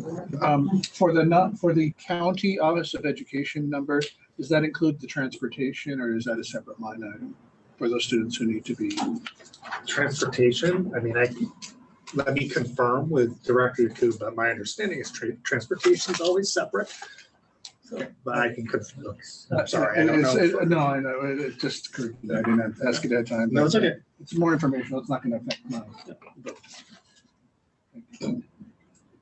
Mr. O, do you know that answer by chance, Mr. O? I might have to repeat that. Yeah, unfortunately, yeah, I'm not sure if it's part of it. We budget separately, so that's why I'm not really sure, 100% sure. Okay. That's my feeling too, but I will check. I will check. Yep. Okay. Can I go back? I'm sorry. Was the vote? No. Okay, I'll wait. All right, so we have a first by Trustee Murray, second by Vice President Richardson. Roll call, please. Trustee Baker. Yes. Trustee Shea. Yes. Trustee Murray. Yes. Vice President Richardson. Yes. President Lujan. Yes, motion carries. And then Dr. Moore. Thank you. Trustee Shea mentioned a very large report for sped expenditures, number of staff, NPA, NPS, and I didn't hear a consensus for that. And so before it becomes a directive, I just wanted to make sure that there was board consensus. And then I'm thinking, if so, then we build that into when our special ed director actually presents so that she has enough time to prepare for that. My question is, don't we usually get some sort of similar report annually? That's my recollection, that we usually get a similar report annually.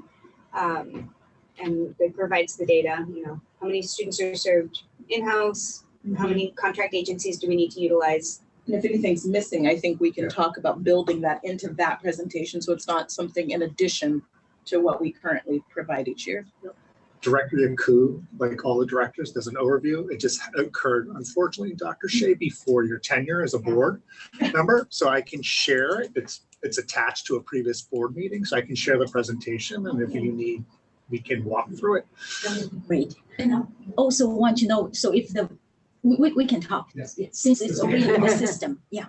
Okay. Thank you. Appreciate that. Thank you. Okay. Thank you for the clarification. All right. Next item is approval of the IXL learning contract for the 21-22 school year. Staff recommends the approval of the IXL web-based assessment program contract for grades K-12 in mathematics and ELA, English language arts, for the 21-22 school year as presented to the board. A quick question. Of course. What does this program do? So IXL is a program that we partnered with last year during distance learning. It helps our students K through 12 in English and math. You heard earlier this evening a teacher mention about assessments and how we're going to help to mitigate learning loss. IXL is one of our programs that's district-wide that we intend to use some of the assessment data to help our students and to help our teachers determine where gaps are in their learning. So it's just one of the programs. This is one program that we are using district-wide. So last year it expanded. It used to be just at the high school level. And then last year with distance learning, we expanded it with your approval. Okay. I can add as a, my elementary schooler spent a lot of time on IXL programs while in distance learning. It helped track, and some of our assignments were physically in IXL. You can access it through the district portal. It's a way of doing that. My third grader also did the same. Great. So you will have the monitoring for the whole thing? Mm-hmm. Okay. Yes. Monitoring the usage. Thank you. So the money well spent. I heard so many great things about IXL. Thank you. It's a local company too, which is great. We're based out of San Mateo. So anything else, Vice President Richardson? Basically, I wanted to hear how long we've been using it. It is costly. I'm going to be upfront with you. It is a costly. That's why we try to ensure. I mean, are we getting good results, and are the kids engaged with it, the teachers easy to follow and so forth? Yeah, I don't know how it's going to be used in person classrooms so much, but during the school year, there was a lot of personal engagement when the teacher wasn't directly lecturing. My daughter was usually on it. So. I remember division was the hardest thing. And I said to myself, if I come back, I will never want to come back just so that I don't have to go through division. That's the joy of IXL, just from a parent perspective. There's a couple of programs where the kid consistently misses the problem, then it actually provides an explanation on how do you come at the problem from a different way and are successful with it. I love that approach. Differentiation. Yes. So it's huge. So since we're not going to be in distance learning in the coming year, how is it going to be used? So just like we were just talking about, the teacher at many points is going to work with students in a small group instruction. So this could be a way students can get individual help, or the teacher could work with a small group, because it helps us to pinpoint those areas of deficiencies or areas that a student needs to kind of practice in. So it's just another tool, but we plan to use it as another data point. So we heard earlier from a previous educator, what is the district trying to do to help? Because he's right.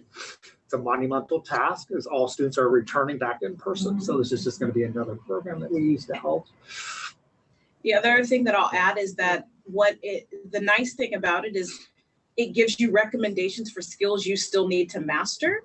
And so with my child, we just go in and we'll practice, because it tells us she's struggling in this or she's doing really well in that. And so you get a lot of at-home practice as well as in classroom practice for parents that want to reinforce what kids are learning in school.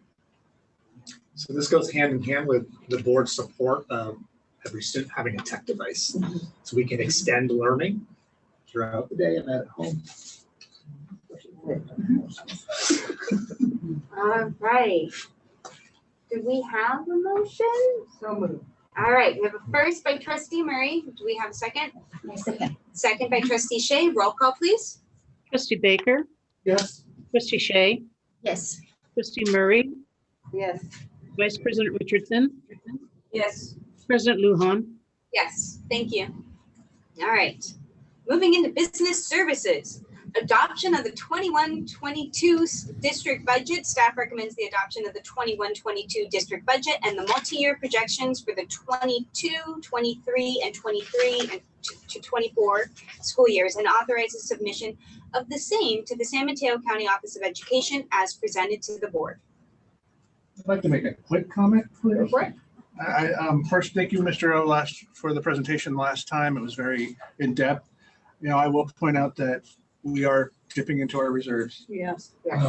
And this is we have both extra expenditures, and we're trying to, we have no idea what the property tax is going to look like if we get a lot of reassessments soon. I just want to plant some seeds in people's heads that we need to start talking about other ways to increase revenue over time. Because we have cuts, but when we actually do need to grow, we need to hire. We just hired 7 new counselors. We should probably hire more. We have teachers who are coming and asking us for significant raises because the cost of living is just so high. We need to start thinking as a board, as a community, as an educational system in California, what we're going to do to make up that deficit and then pay what we need to pay. So with that, I'd like to move the budget. Seconded, and thanks to Mr. O and his team. Oh, I'm sorry, and thanks to Mr. O and his team for all the work that they put into this every year and every few months.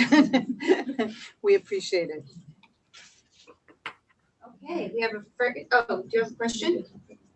Mr. O, is it too early to determine where we're going to start trimming?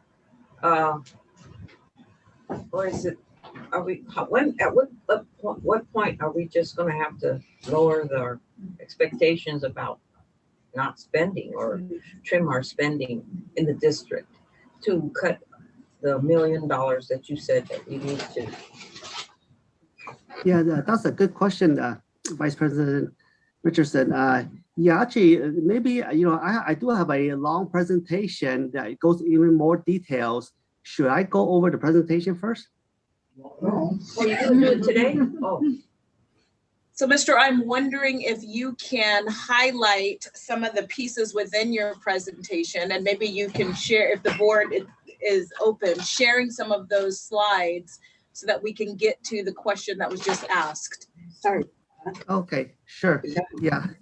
So let me share my screen. Okay.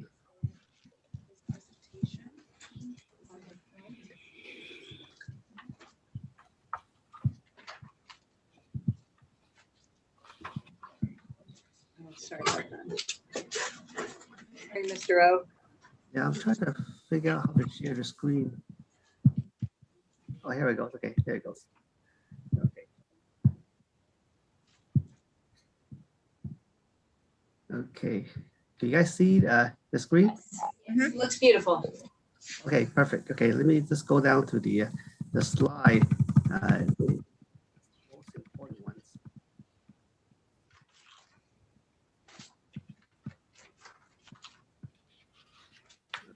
Slide 30. Yeah, page 30. Yeah, so this is one of the very important slides. What this shows is our, estimated actuals, what we think we're going to close the year with when we close the books over the summer, and then what our proposed budget is for next year and also the next 2 years. We call it the multi-year projection. So this slide is actually a high-level overview of our figures, in our budget for the multi-year projection.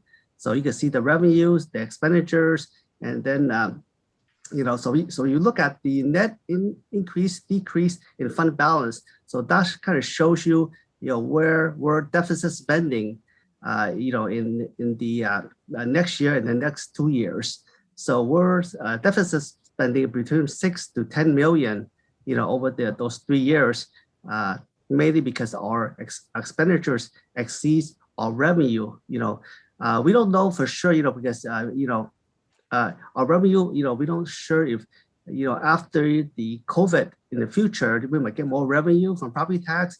So still a big unknown at this time. So we're budgeting more conservatively to make sure that we don't overestimate on our revenue because of the COVID pandemic that's going on right now. So, but we do need to look at some of our programs to see, which one is working and which one is not working. So we need to do some reductions so that way we can align our expenditures, to what we're receiving in terms of revenue. So that's kind of the big issue right there. You see the large deficit spending that our district has. And I mean, part of the reason is, the district, there's a number of reasons. One of the reasons, the district has been pretty generous in trying to support the staff by giving the raises, even at 3%, in the current year during a COVID recession. So we have been very supportive of staff, in order to do that. But at the same time, there's also additional costs that happened during the COVID pandemic. For example, because all the students were at home and not coming to school, so our reimbursement for the nutrition service meal decreased significantly. So the general fund had to contribute to that program. The same with the childcare program in the children's center as well. We got to contribute some money from the general fund. So these were like unexpected, and because of the pandemic that is causing this increase. Another one, that I have in my slide is the state unemployment insurance. That one also increased significantly. In the past few years, it always has been 0.05% of all the salaries that we pay out, which is the bulk of our expenditures. But the state is projected to move it up to for next year to 1.23%, which is a huge increase from 0.05%. So that's a big impact to our budget that was not expected. On top of that, in the past, the governor has been contributing to funds from the state to lower the state pension, that the percentage that the state districts has to pay out, based on the salaries that he pays. But unfortunately, the governor did not propose, reducing that next year and also the next 2 years. So that percentage also increased about close to 2% in some cases. So that is another huge impact to our budget. So all these different things together, it's impacting our budget and causing us to barely balance the budget. So let me show you the next. So you see all the ending fund balance at the bottom. So that's our ending fund balance before the state required reserves and also the district designations, which I will go over next. So this slide, you can see the same ending fund balance at the top row there, and then below that are the state required and also district designations that we need to put aside because we know there's some anticipated expenses coming in the future. So we put money aside for that. So a good example is the property tax repayment litigation due to the Genentech's litigation. So we put aside about 8.5 million for that. For our share of that may possibly have to return the property taxes back to the county controller's office.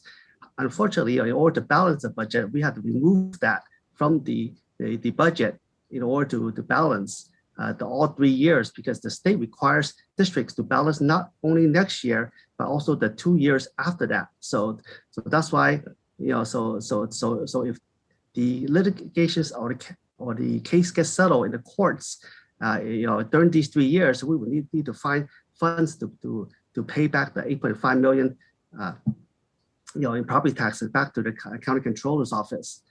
So you see there, I have, some carryovers that we're allowing the schools to carry over some unspent funds. But the big one is the 1 million that in order to balance the budget for all 3 years, I'm proposing that we need to cut about 1 million. It's an ongoing cut. You see there 1 million, 2 million, 3 million, but it's really compounded. So really it's 1 million ongoing, and that would help us to balance all 3 years of the budget.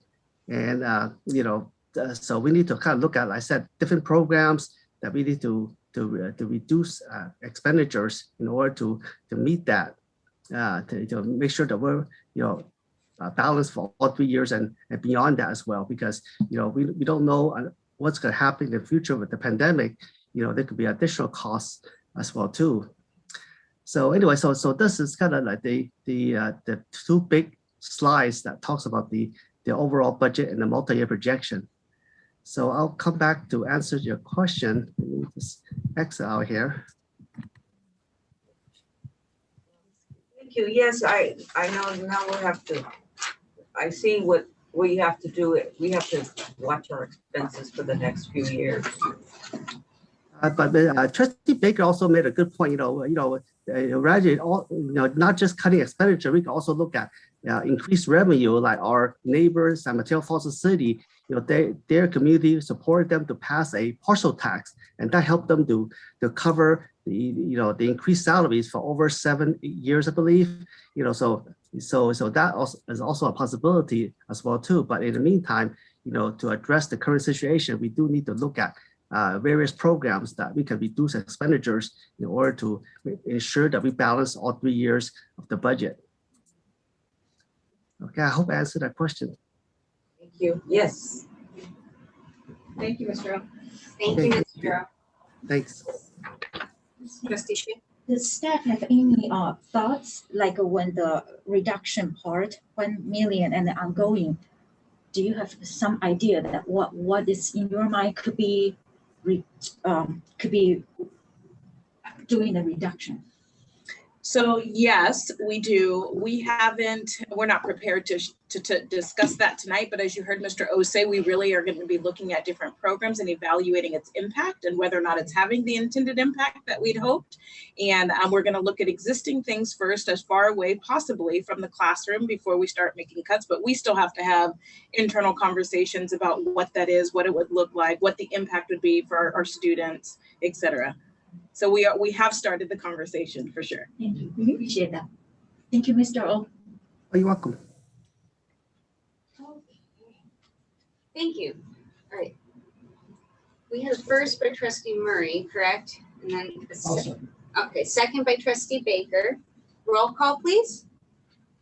I'm sorry, was that a first by Trustee Murray and a second by Trustee Baker? Yes. Yes. Okay, thank you. Trustee Baker? Yes. Trustee Shea? Yes. Trustee Murray? Yes. Vice President Richardson? Yes. President Lujan. Yes, motion carries. Thank you. Oh, yeah, thank you. Well done. All right, our next item this evening is resolution number 21-37 for Education Protection Account Fund. Staff recommends the adoption of resolution 21-37 to receive and disperse the revenues derived from Proposition 30 taxes to the Education Protection Account Fund. So moved, and I'll request today that we not read it. Unless you want to. No, that's okay. All right, we have a first by Trustee Baker and a second by Trustee Murray with a waive of the reading. Roll call, please. Trustee Baker. Yes. Trustee Shea. Yes. Trustee Murray. Yes. Vice President Richardson. Yes. President Lujan. Yes, motion carries. Next item this evening is approval of award of contract for Los Cerritos Elementary School paving repairs project. Staff recommends the approval of the award of contract to the lowest bidder, Tri-Valley Excavating Incorporated, in the amount of $290,375 for the Los Cerritos Elementary School paving repairs project as presented to the board. I just want to have a comment about that and how pleasantly surprised and pleased I am of that project that our staff is just putting up trees. I passed that school thousands of times, and all that the district is doing is just lifting that whole area up, and it needed it for years. I mean, that was my kid's old school, and believe me, it has not aged that well, but with a little coat of paint, you know, that just it's 70 years old or more or something. But you know, the tree, and I don't know, Mr. O, is he there?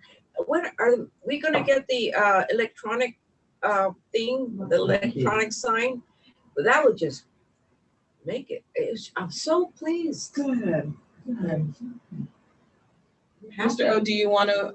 Yes, yes, Vice President Richardson. Yes, that one actually is on order already. We're waiting for that to come. We have all the cabling and also the electrical and also as the network cabling all set up. So once that comes, we just pop it in and it's done. It's taking a little longer because you know there's a delay in a lot of orders right now. So that's kind of part of the reason why it's not here yet. But everything's all set. The base is all set already. You know, it's just a matter of waiting for it to arrive. Appreciate that information, Mr. O. Thank you. Welcome, Trustee Baker. Yes, Trustee Baker. I don't know if this is for you, Mr. O, or if it's for Mr. Savage. You know, we are having, because of summer school there, we're having to kind of rush the schedule and do it on longer days and weekends to get it done in time. Do we have a ballpark figure, maybe, if not in actual terms, maybe in a percentage cost, how much extra that's going to add to the tab at the end? So we don't have one yet. I reviewed we're going to reduce the schedule. The original schedule that went out to bid had 45 days in it, and we're going to end up with mid-20s for number of days to complete. And so the contractor will be coming back to us, and we'll be bringing a change order back to the board at our meeting in July. So that would reflect that. I don't have the contractor felt that in the informal meeting that they could still meet the schedule by extending their work times. But you know, again, as soon as we issue the contract award and then change the schedule with the award issue, then we have to negotiate the costs related to the change in time. Thank you, Mr. Savage. All right, if there are no other questions, is there a motion? So moved. Second. First by Trustee Baker, second by Vice President Richardson. Roll call, please. Trustee Baker. Yes. Trustee Shea. Yes. Trustee Murray. Yes. Vice President Richardson. Yes. President Lujan.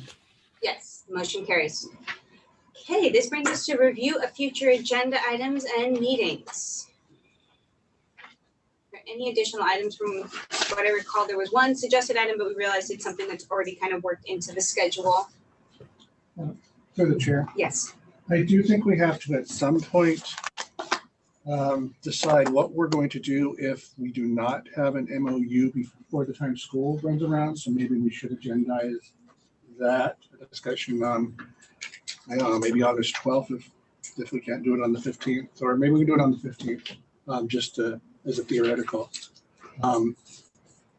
Because, you know, I think there's going to be huge community concerns if we go back in the fall with no SLO, either MOU or discussion on the future.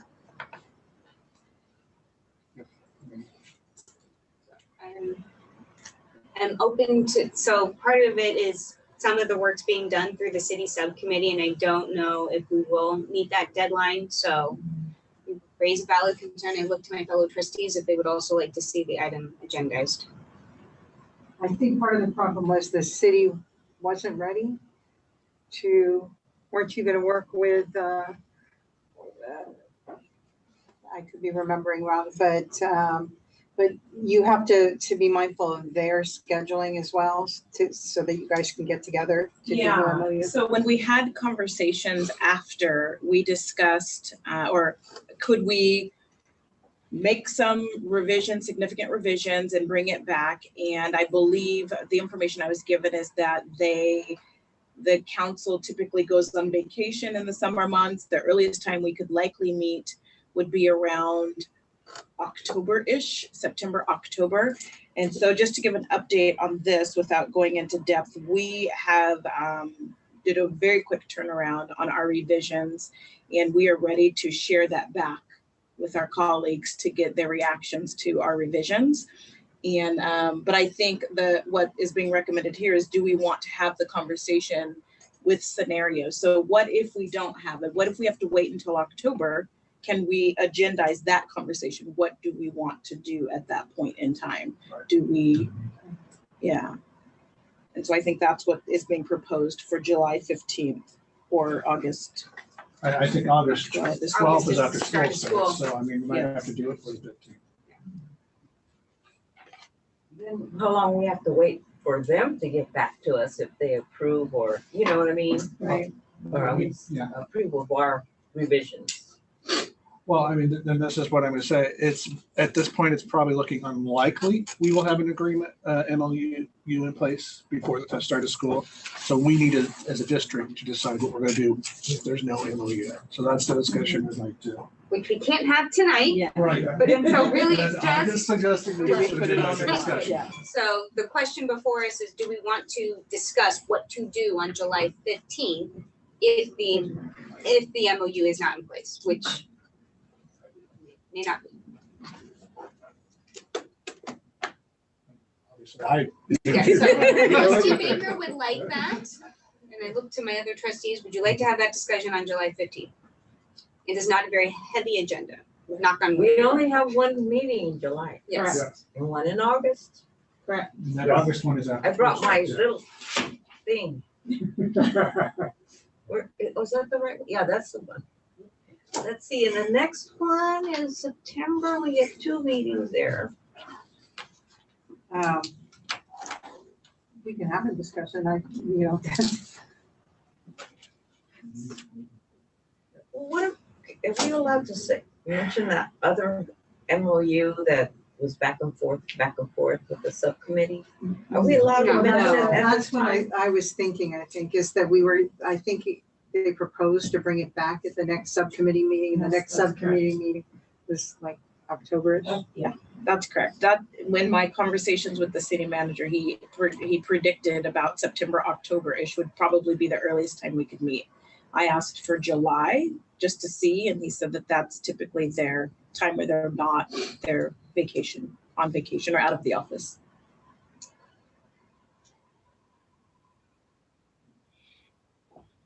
Okay, so Trustee Baker's open to the conversation. Trustee Murray's open to the conversation. Trustee Shea, are you open to having a discussion on July 15th?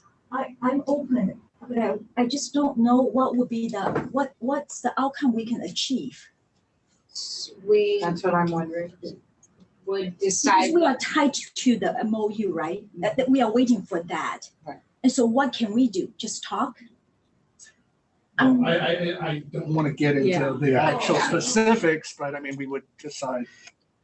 Among options would be, do we continue as was? Do we not participate until there's an MOU? Do we rush an MOU? Those sort of things would be what we would discuss. Okay. Would you be open to that discussion, Vice President Richardson?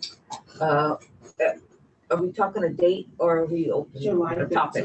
July 15th would be the date, so that way we make decision before school starts and give staff and everyone time to respond to the decision that we make. So we're seeing, would you be open to participate in the discussion? Yes. Okay, so, and I also would be open, so we shall add that to the July 15th agenda.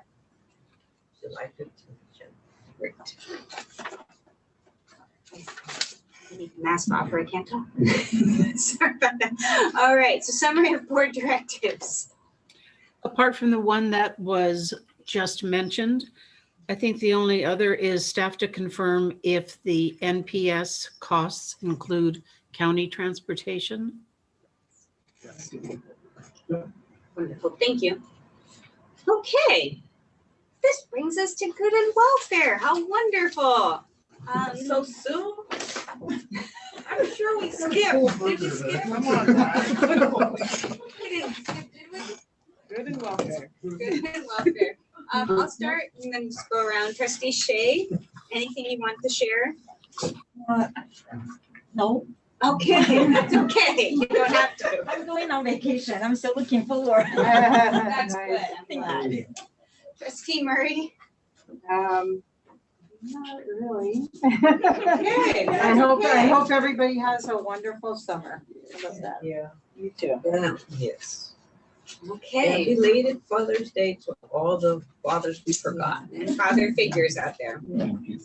Okay, Trustee Baker. Just good to see everybody again. Nice to finally really actually meet you, Dr. Shea. That's all.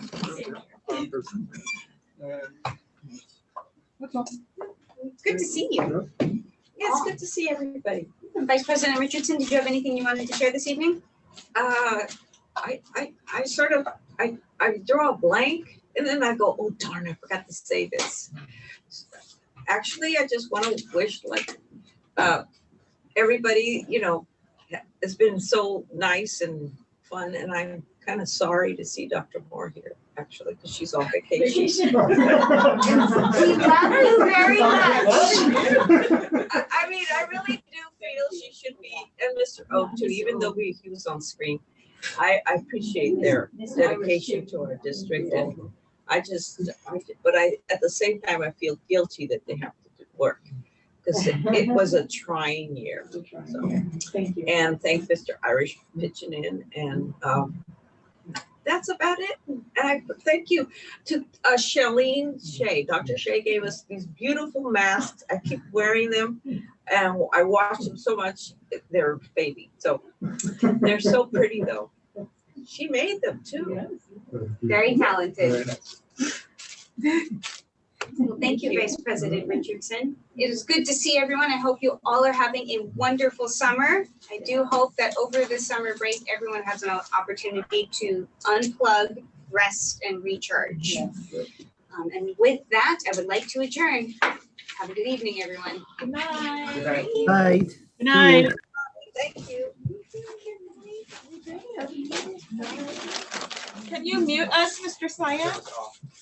Yeah, I see. And stop recording.